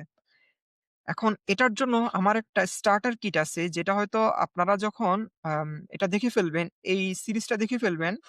এরপর আপনারা যদি আমার ওয়েবসাইটে যান, এরপর ওয়েবসাইটে গিয়ে যে Obsidian স্টার্টার কিটে যান, তখন আপনারা এই Obsidian স্টার্টার কিটটা ডাউনলোড করে এখানে Obsidian ওপেন করতে পারবেন। ওপেন করলে এরকম একটা উইন্ডো আসবে। এর মধ্যে অর্গানাইজ করা আছে আপনার লাইফের সবকিছু ম্যানেজ করা, চাকরি থেকে শুরু করে শিখার সবকিছু ম্যানেজ করা, ফোল্ডার আকারে অর্গানাইজ করা আছে এবং রিডমি আছে। এই টিউটোরিয়াল দেখে আপনি বুঝতে পারবেন কিভাবে এটা শিখতে হবে। আচ্ছা, এটা বলাই মেইন পারপাস না। মেইন পারপাস হচ্ছে অন্য কিছু। ফর এক্সাম্পল এখানে একটা পিডিএফ আছে। সো এই পিডিএফ লিখে আমি যখন সার্চ দিব, আ I don't know আমার কিবোর্ডটা কেন বাংলা হয়ে যাচ্ছে বারবার। সো এই পিডিএফ লিখে যখন আমি সার্চ দিব, এই Obsidian এর ডিরেক্টরির মধ্যে যতগুলা পিডিএফ আছে সবগুলো পিডিএফই এখানে চলে আসবে। একটু আগে আমরা এই পেপারটা পড়ছিলাম, রাইট? ওকে। এখন এই পেপারটা পড়তে গিয়ে আমার কাছে মনে হইছে অনেকগুলো আইডিয়া আমার রিসার্চ এ কাজে লাগবে। ঠিক আছে? এখন আমি যেটা করব আমার প্রজেক্ট এবং হবি অথবা আমার ওয়ার্ক এবং ক্যারিয়ার এর মধ্যে আমি আ আমার রিসার্চ এর একটা নতুন ফোল্ডার ক্রিয়েট করব। নাম দিব যে কি সরি আ আ একটা নতুন ফোল্ডার ক্রিয়েট করলাম রিসার্চ। ওকে? এরপর এই রিসার্চ এর মধ্যে একটা নোট ক্রিয়েট করলাম যে ফার্স্ট রিসার্চ। আচ্ছা। এখন আমি একটু আগে Zotero-তে একটা পেপার পড়ছিলাম, রাইট? এখন আমি চাচ্ছি এই পেপারটা আমি Zotero-তে না পড়ে Obsidian এই পড়বো। কেন পড়বো একটু পরে বলতেছি। একটু পরে বুঝতে পারবেন। সো আমি এটার লোকেশনটা ফিগার আউট করব। Show in file. ঠিক আছে? আপনারা আমার স্ক্রিন দেখতে পাচ্ছেন আশা করি। ঠিক আছে? ওকে।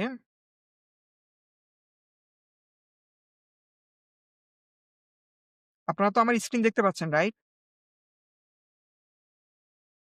ওকে। সো এরপর আমরা দেখতে পাচ্ছি এই ফোল্ডারের মধ্যে আমার এই নোটটা আছে, রাইট? এখন আমি চাচ্ছি এই নোটটা ড্রাগ অ্যান্ড ড্রপ করে আমি Obsidian এ রেখে দিব। এই পিডিএফটা, সরি আমার এই পিডিএফটা। ড্রাগ অ্যান্ড ড্রপ করে রেখে দিলাম। রেখে দিলে কি হবে দেখেন, Obsidian ও কিন্তু পিডিএফটা Zotero এর মতো করে রেন্ডার করতে পারে। এখন এই রেন্ডার করলে সুবিধা কি? একটু পরেই বুঝতে পারবেন। সো এখানে এক্সক্লেমেশন সাইনটা আমি তুলে দিলেই আমার জাস্ট পিডিএফটা আসবে। এটাকে আমি কন্ট্রোল অল্টার প্রেস করে রাইট ক্লিক করে এখানে রেখে দিলাম। Okay fine. এখন আমি যখন এই পেপারটা পড়তেছি, পড়তে আমি Zotero তে না পড়ে Obsidian এই পড়তেছি। পড়তে আমার কাছে মনে হলো আচ্ছা এই, এই অ্যাবস্ট্রাক্ট টা আমার খুব পছন্দ হইছে। অ্যাবস্ট্রাক্ট টা হচ্ছে যে কি এই ব্যাপারটার নাম হচ্ছে আইডিয়াটা হচ্ছে অনেকটা এরকম যে আমাদের যত বেশি চয়েস থাকে আমরা তত বেশি কনফিউজড হয়ে যাই। ঠিক আছে? এই কনফিউশন গুলা কেন হয় বা কি জন্য হয় এটা নিয়ে এই ব্যাপারটার মেইন ডিরেকশন আরকি। সো মনে হইছে এই জিনিসটা আমার রিসার্চ এ কাজে লাগবে। আমি এটাকে সিলেক্ট করলাম। ঠিক আছে? সিলেক্ট করে আমার এখানে কিছু শর্টকাট সেট করা আছে। যে কন্ট্রোল শিফট সি, যে শর্টকাট গুলা দিয়ে আমি হচ্ছে যে কি এই জিনিসটা থেকে একটা নোট ক্রিয়েট করতে পারবো। সরি।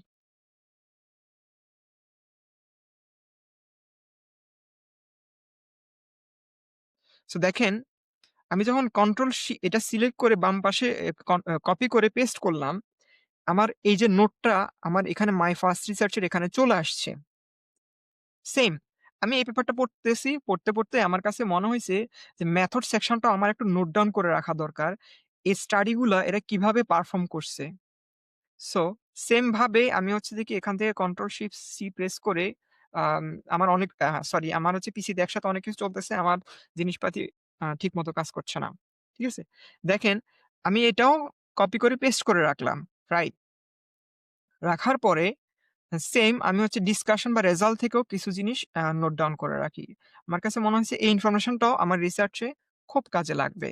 সো এটা আমি কপি করে পেস্ট করে রাখলাম। ঠিক আছে? Okay fine. এরপর আমার পেপার পড়া শেষ। আপনি দেখেন আমি অনেকগুলো অ্যানোটেশন Obsidian এর মধ্যেই ক্রিয়েট করছি। আমি এটা পড়ার সময় কিছু নোট ডাউন করছি। ঠিক আছে? ওকে। এখন ধরেন আপনি এটা প্রেজেন্ট করতেছেন প্রফেসরের সামনে বা কিছু কারো সামনে। অথবা আপনি অন্য একটা পেপার পড়তেছেন। পড়তে আপনার মনে হলো আচ্ছা এই আইডিয়াটা তো আমি এই পেপারের মধ্যেও পড়ছি। তখন খুব সহজে আপনি Obsidian এর মধ্যে কন্ট্রোল ও প্রেস করে আপনার ওই নোটটা ফিগার আউট করতে পারবেন যে মাই ফার্স্ট রিসার্চ অথবা জাস্ট রিসার্চ লিখলেন। ঠিক আছে? ফার্স্ট রিসার্চ দেখেন এই নোটটাতে আপনি নোটগুলা করছেন না, কত সহজে আমি ফিগার আউট করে ফেলছি। এখন ফিগার আউট করে ফেলার পরে এই নোটের মধ্যে আপনি বুঝতে যাচ্ছেন এই আইডিয়াটা আমার কোন পেপার থেকে আসছে বা কোন আর্টিকেল থেকে আসছে, এটা আমি ট্র্যাক করব যাতে করে ওটা আমি আরেকটু ভালো করে পড়তে পারি। সো এখানে উপরে লিঙ্কটা আছে দেখেন, লিঙ্কটা ক্লিক করলে কিন্তু ওই পেপারটা চলে আসতেছে। দেখছেন? সো তার মানে আমি যেটা বলতে চাচ্ছিলাম যে জাস্ট পেপারটা চলে আসতেছে তা না। আপনি যখন ওই লিঙ্কে ক্লিক করবেন, ফর এক্সাম্পল এই লিঙ্কে ক্লিক করলেন, ওই পেপারটা তো আসছে, প্লাস ওই পেপারে কোন জায়গায় আপনি অ্যানোটেট করছেন সেই ইনফরমেশনটাও চলে আসছে, এক্সাক্ট লোকেশন।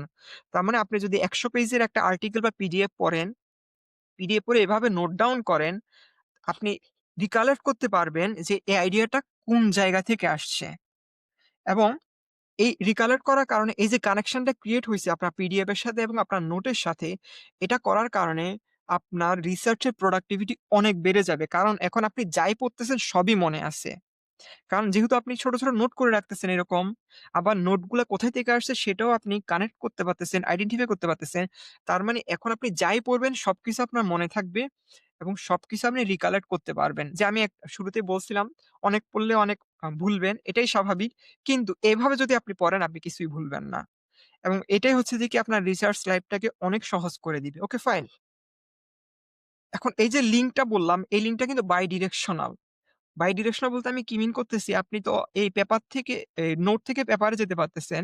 বাট আপনি উল্টাটাও করবেন। আপনার কাছে মনে হলো আচ্ছা ঠিক আছে, এই পেপারটাতে আমি পড়লাম, এই পেপারের পার্টিকুলার যে অ্যানোটেশনটা, এই অ্যানোটেশনটা আমি কোন নোটে বা কোন প্রজেক্টে ইউজ করছি সেটাও চাইলে আপনি ফিগার আউট করতে পারেন। আপনি যদি অ্যানোটেশনে ক্লিক করেন দেখবেন নোটটা ওপেন হয়ে যাবে। দেখছেন? এই অ্যানোটেশনটা এই নোটের এই জায়গায় আছে। সো বেসিক্যালি এটা খুবই একটা কাইন্ড অফ আপনাকে স্ট্রং লিঙ্ক ক্রিয়েট করে দিচ্ছে। যেই লিঙ্কটার মাধ্যমে আপনি আপনার রিসার্চের সবগুলা নোট শুরু করা থেকে শুরু করে সবকিছু ম্যানেজ করতে পারবেন। Okay fine. এটা একটা জিনিস গেল। এখন তার মানি যে আমি যে ২ টা টুল বললাম, একটা হচ্ছে Obsidian আরেকটা হচ্ছে Zotero। এই ২ টা টুলের মাধ্যমে আপনি আপনার রিসার্চের জিনিসপাতিগুলোকে খুব সহজেই ম্যানেজ করতে পারবেন। ছোট ছোট বাইট সাইজ নোট ক্রিয়েট করতে পারবেন। নোটগুলা কোথায় থেকে আসছে, কোন রেফারেন্স থেকে আসছে, কোন রিসোর্স থেকে আসছে, সেই রিসোর্স গুলা হচ্ছে যে কি আপনি এখানে খুব সহজেই কানেক্ট করতে পারবেন। এভাবে করলে আপনি পরবর্তীতে যখন আপনার অনেকগুলা নোট হয়ে যাবে, ফর এক্সাম্পল এখানে অনেকগুলা নোট আছে। এই নোটগুলোর মধ্যে একটার সাথে আরেকটা খুব সহজে কানেকশন ক্রিয়েট করতে পারবেন। আমি কানেকশন ক্রিয়েট করার প্রসেসটা একটু আগেই দেখাইছি কিভাবে। জাস্ট ডাবল ব্র্যাকেট ক্রিয়েট করতে হবে। ডাবল ব্র্যাকেট ক্রিয়েট করেই হচ্ছে যে কি এরকম সিলেক্ট করে দিলে ওই নোটের সাথে কানেক্ট হয়ে যাবে এবং আপনি ওই নোটটা নেভিগেট করতে পারবেন। বুঝতে পারছেন? সো এটাই হচ্ছে সেকেন্ড ব্রেইন দিয়ে রিসার্চ করা বা কানেক্টেড নোট ক্রিয়েট করা বা সেকেন্ড ব্রেইন বিল্ড আপ করা করলে আপনার রিসার্চটাকে অনেক বেশি অ্যাক্সিলারেট হবে। আপনি সব মনে রাখতে পারবেন। তার থেকেও বড় কথা, এরকম একটা নলেজ বেস, যেমন ধরেন আমার এরকম একটা নলেজ বেস আছে। এই নলেজ বেসটা আমি কাইন্ড অফ গত ৪-৫ বছর ধরে বিল্ড আপ করতেছি। সো তার মানে আপনি বলতে পারেন গত ৪-৫ বছর ধরে আমি যত কিছু করছি আমার সবকিছুই ডকুমেন্ট আছে। সবকিছু আমি রিকালেক্ট করতে পারি। সো বেসিক্যালি একটা ইন্টারেস্টিং জিনিস হচ্ছে যেমন আমি রিফ্লেকশন করতে পারি। রিফ্লেকশন কিরকম? আমি যখন পিএইচডি করতাম, আমি হচ্ছে রুটিন বানাতাম। সো তখন আসলে রুটিন গুলো অত রিগোরাসলি ফলো করা হতো না। দেখা যেত আমার রুটিনের আমি 60 থেকে 50 থেকে 60% পর্যন্ত ফলো করছি। এটা বলার কারণ হচ্ছে যে আমি রিফ্লেক্ট করতে পারতেছি যে আমি রুটিন বানাইছি। রুটিন বানার কারণে আমি 60 থেকে 50 থেকে 60% পর্যন্ত আমি রুটিনটা ফলো করছি। তার মানে আমি রিয়ালাইজ করছি যে আমার যদি রুটিনটা থাকার কারণে আমি ওইটুকু করতে পারছি। না থাকলে আমি আসলে অতটুকু করতে পারতাম না। যে এই রিফ্লেকশন গুলা আমার এই নোটগুলা থেকে আসতেছে। এবং আমি যেকোনো প্রজেক্টেই যেতে পারি। সো এই নলেজ ম্যানেজমেন্ট বা সেকেন্ড ব্রেইন এর একটা পারপাস হচ্ছে যে আমরা সবসময় আমাদের সম্পর্কে ভাববো। কিরকম ভাববো? আপনি এভাবে চিন্তা করেন, আপনি এখন পার্টিকুলার জিনিস নিয়ে অনেক বেশি পড়ালেখা করতেছেন। ৪ থেকে ৫ বছর পরে এই জিনিসগুলো আপনার মনে থাকবে না। তাহলে আপনি যদি এমনভাবে নোট ডাউন করে সেকেন্ড ব্রেইন বিল্ড আপ করে রাখেন যে আপনার পার্টিকুলার ইনফরমেশনটা আপনি ৫ সেকেন্ডের মধ্যে রিট্রিভ করতে পারবেন। তাহলে দেখা যায় ফিউচারে আপনার প্রোডাক্টিভিটি অনেক বেড়ে যাবে। আপনাকে সেম জিনিস নিয়ে অনেক বেশি টাইম ইনভেস্ট করতে হবে না।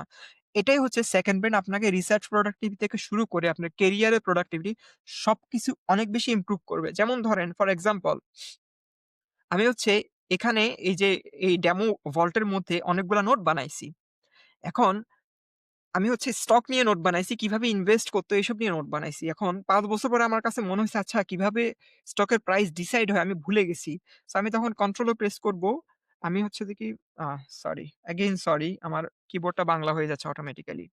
এখন আমি দেখব কিভাবে স্টক প্রাইস ডিসাইড হয় এই জিনিসটা আমাকে শিখতে হবে বা একটু রিফ্রেশ করে নিতে হবে। দেখেন আমি যখন হাউ দিয়ে স্টক প্রাইস ইস ডিসাইডেড ওখানে গেলাম।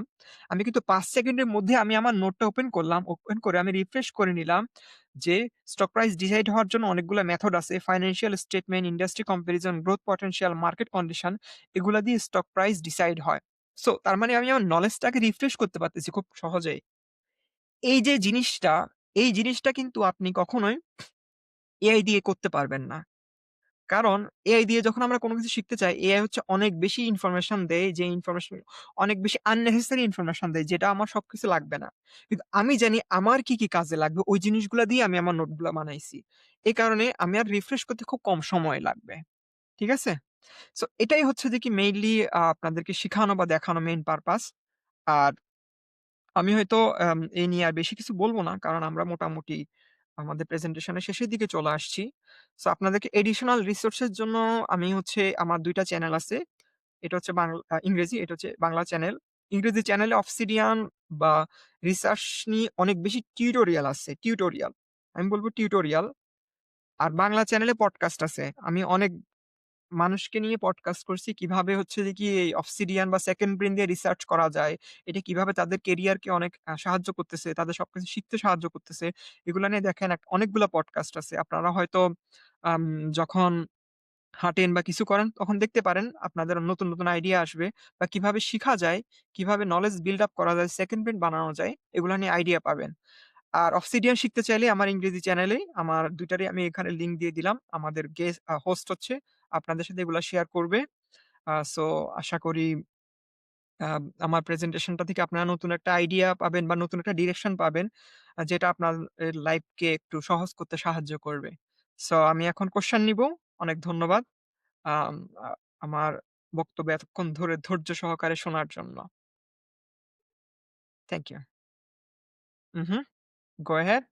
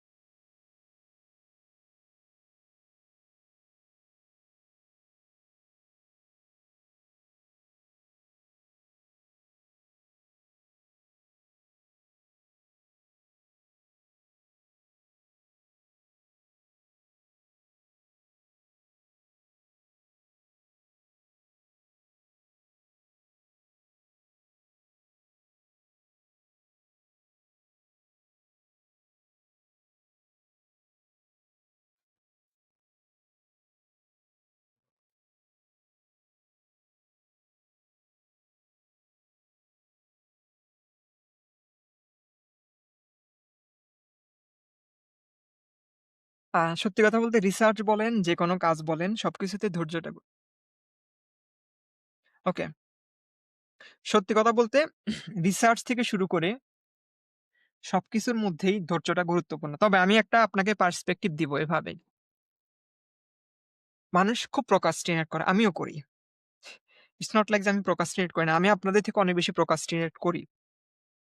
কিন্তু procrastinate করার পরেও কিভাবে আমি রিসার্চ করি প্লাস আমি আম YouTube এ ভিডিও বানাই। সো আমি হচ্ছে লেখালেখিও করি। কিভাবে করি?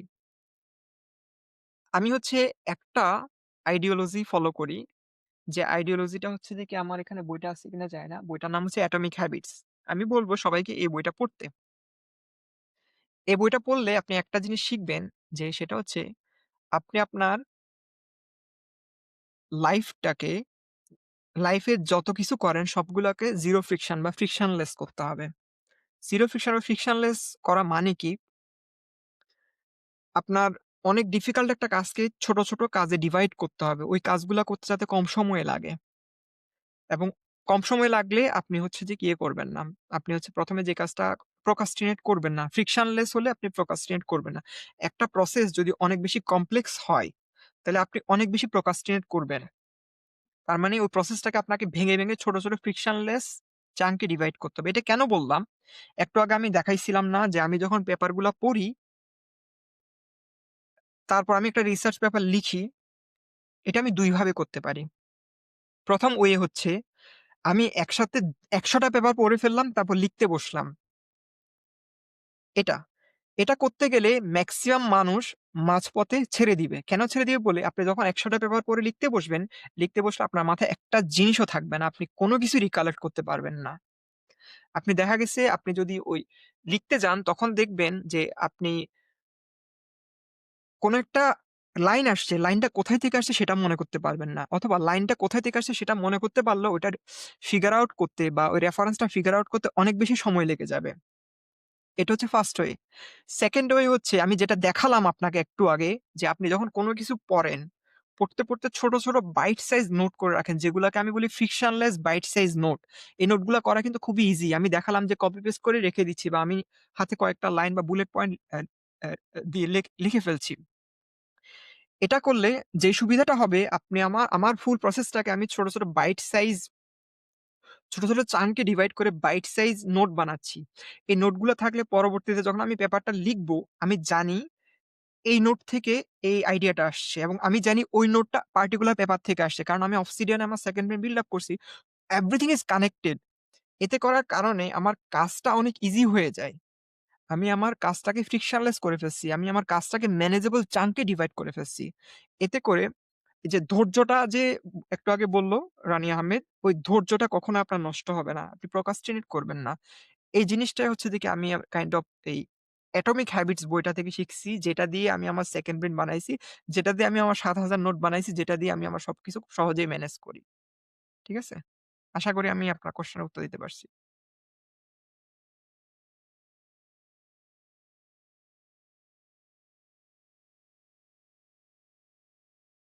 ওকে। ওকে, আমি কোয়েশ্চেনটা চলে যাই। আমি আগের কোয়েশ্চেন গুলো আনসার দিয়েছি। আমি হচ্ছে আম একজন কোয়েশ্চেন করেছে, "can I use this tool in academic studies?" Of course, why not? আমি আমার পিএইচডি রিসার্চ বলেন আর হচ্ছে যে কি পিএইচডি রিসার্চ একাডেমিক কোর্সে অবসিডিয়ান এবং জটেরো রিগোরাসলি ইউজ করছি। রিগোরাসলি। আমি একাডেমিক কোর্সে এগুলা দিয়ে রিগোরাসলি নোট নিছি। একাডেমিক কোর্সের স্লাইড গুলো ওখানে রাখছি। একাডেমিক কোর্সের রেকর্ডিং গুলা রাখছি। একাডেমিক কোর্সের পিডিএফ গুলা রাখছি। রেখে এটার কারণে ম্যানেজ করার কারণে একাডেমিক কোর্সের জিনিসগুলো আমি আমার রিসার্চ ইউজ করতে পারি। কারণ আমার সবকিছু একই জায়গায় আছে। একটা জিনিস সবসময় মনে রাখবেন। সেকেন্ড ব্রেইন বানানোর মেইন পারপাস হচ্ছে আমার সবগুলা নলেজ বেইস মাত্র ১ টা বা ২ টা টুলের মধ্যে আছে।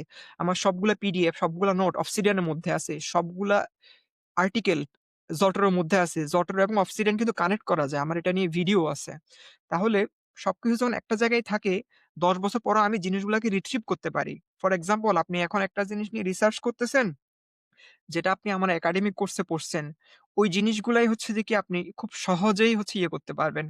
আ রিট্রিভ করতে পারবেন একাডেমিক কোর্স থেকে। তার মানে আপনি আপনার ৫ বছর পরে রিসার্চ এর সাথে একাডেমিক কোর্সে কানেক্ট করতে পারতেছেন। That is a very good way. Okay, Google Drive এর সাথেও কানেক্ট করা যায়। এই জিনিসগুলা নিয়ে আপনি হচ্ছে আমার ভিডিও আছে। আমার টিউটোরিয়াল গুলো দেখতে পারেন। হয়তো আমি খুব বেশি শেয়ার করতে পারব না। আর একজন হচ্ছে আমার LinkedIn আইডিটা চাইছে। আমি LinkedIn আইডি দিয়ে রাখছি এখানে।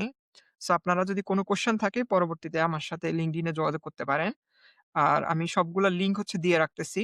আমাকে জাস্ট আ ওকে, আমি আ আমার সবগুলা রিসোর্স এরই লিঙ্ক দিলাম। ওকে, ফাইন। আমি আপনার কোয়েশ্চেনটাকে এভাবে আনসার দেই। ঠিক আছে? রিসার্চ শিখার জন্য আমি 0 থেকে শুরু করতে চাচ্ছেন।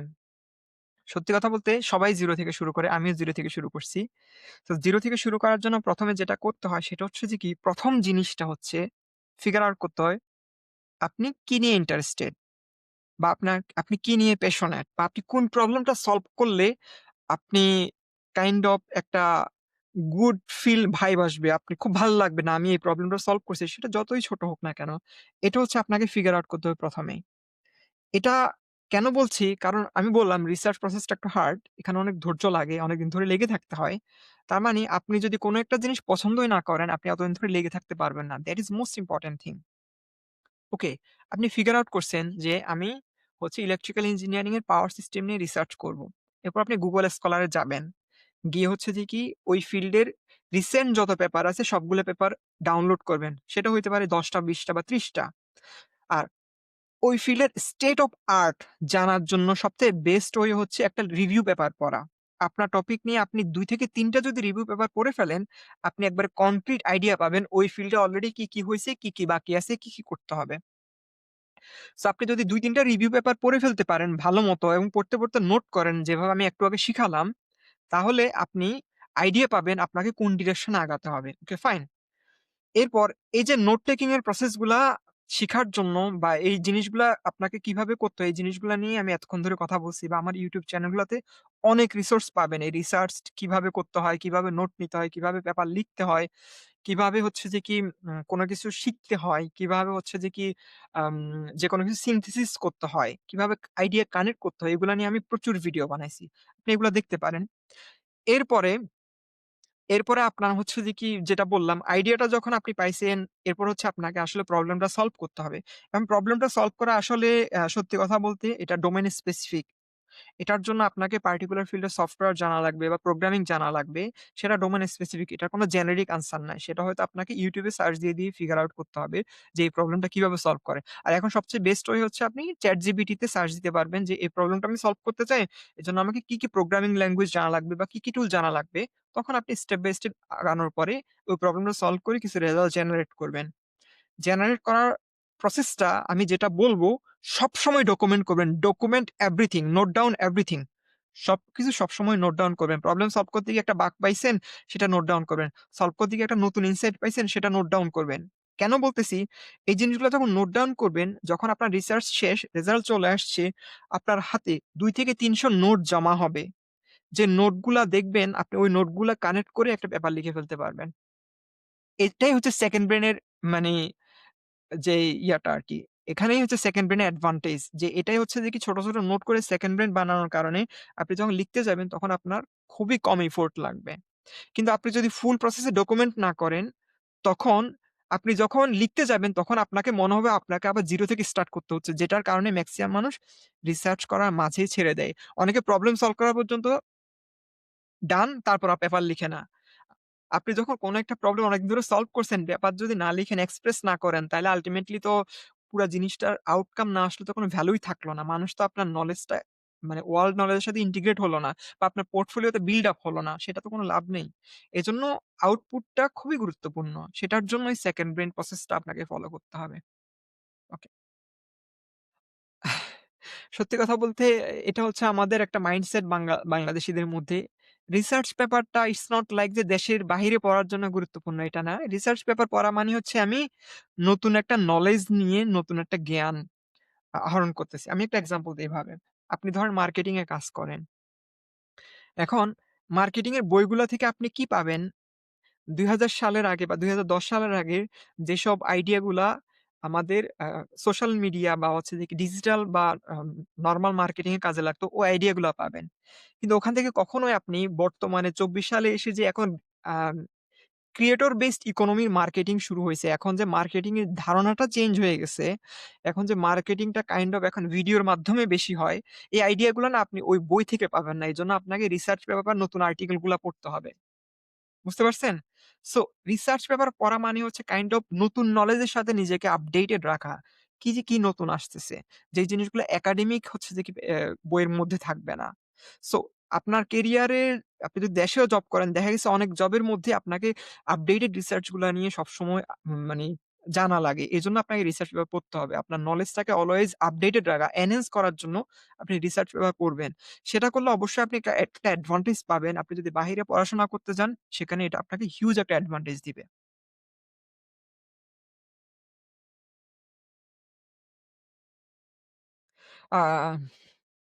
আ সত্যি কথা বলতে শেখার সুযোগ পাই না। আসলে আমরা জিনিসটাকে এভাবে কখনোই ভাববো না।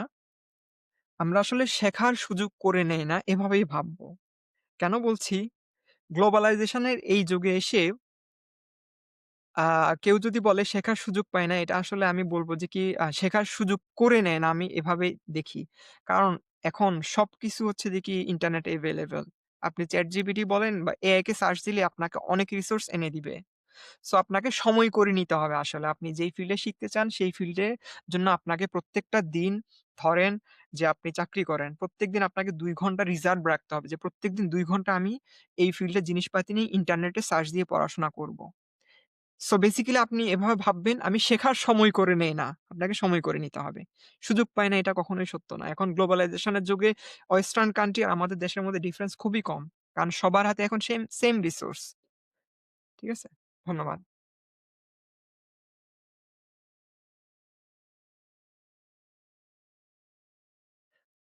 Thank you very much, Roni Ahmed. আমি বলব যে কি I am lucky to present over here এবং অনেক ধন্যবাদ এত সুন্দর একটা ইনিশিয়েটিভ নেয়ার জন্য। কারণ হচ্ছে যে কি আমি আসলে একটা কথাই বলতে চাই। এটা যেহেতু ন্যাশনাল ইউনিভার্সিটি স্টুডেন্টদেরকে নিয়েই করা। আমি সবার জন্য একটা কথাই বলব অনেকেই রিসার্চ করতে চায়। রিসার্চ করার জন্য অনেকে হচ্ছে যে কি ওয়েস্টার্ন কান্ট্রি তে আসতে চায়। যাতে করে রিসার্চ করে সে নতুন নলেজ ক্রিয়েট করে। সেটা অবশ্যই একটা ভালো উদ্যোগ এবং সেটার বাই প্রোডাক্ট হচ্ছে একটা ভালো ক্যারিয়ার বা ভালো লাইফ লিড করা। সেটা আমি বাই প্রোডাক্ট বলব, মেইন পারপাস না। এবং এখানে যে এত আগ্রহী মানুষ থাকবে এটা আমি আসলে আশা করিনি। আর এত আগ্রহী মানুষ থাকার অবশ্যই কারণ আমি হচ্ছে অর্গানাইজেশনটাকে ধন্যবাদ দিব। এরকম একটা ইনিশিয়েটিভ ক্যারি অন করার জন্য। আর আমি সবাইকে একটা কথাই বলব যে বাহিরে আসা বা রিসার্চ করার জন্য প্রফেসর ম্যানেজ করা থেকে শুরু করে সবকিছু করা নিয়েই সবসময় লেগে থাকতে হয়। লেগে থাকলে যেকোনো ইনস্টিটিউট, যেকোনো প্রতিষ্ঠান বা যেকোনো সিচুয়েশন থেকে ভালো অবস্থানে চলে আসতে পারে। এটার জন্য আসলে আপনার লেগে থাকাটাই গুরুত্বপূর্ণ। আমি একটু আগেও বলেছি যে মেক্সিমাম প্রফেসর আপনার দেখবে আপনি লেগে থাকতে পারেন কিনা, আপনি ইন্টারেস্টেড কিনা, আপনি ক্রিটিক্যালি চিন্তা করতে পারেন কিনা, আপনার এফোর্ট দেওয়ার ক্যাপাবিলিটি আছে কিনা, এই জিনিসগুলাই ম্যাটার করে। অন্য কোনো কিছুই ম্যাটার করে না। ইনস্টিটিউট থেকে শুরু করে অন্য কোনো কিছুই ম্যাটার করে না। এই জিনিসটা মাথায় রাখলে আশা করি সবাই খুব ভালো গবেষক হবে এবং সবাই গবেষণার জন্য বাহিরেও আসতে পারবে এবং সে গবেষণা দিয়ে দেশেও কন্ট্রিবিউট করতে পারবে। সো বেসিক্যালি এটাই হচ্ছে দিকে আমার শেষ কথা। আর ধন্যবাদ আম এই অর্গানাইজেশনটাকে এটা অর্গানাইজ করার জন্য এবং আমাকে সুযোগ করে দেওয়ার জন্য। Thanks everyone.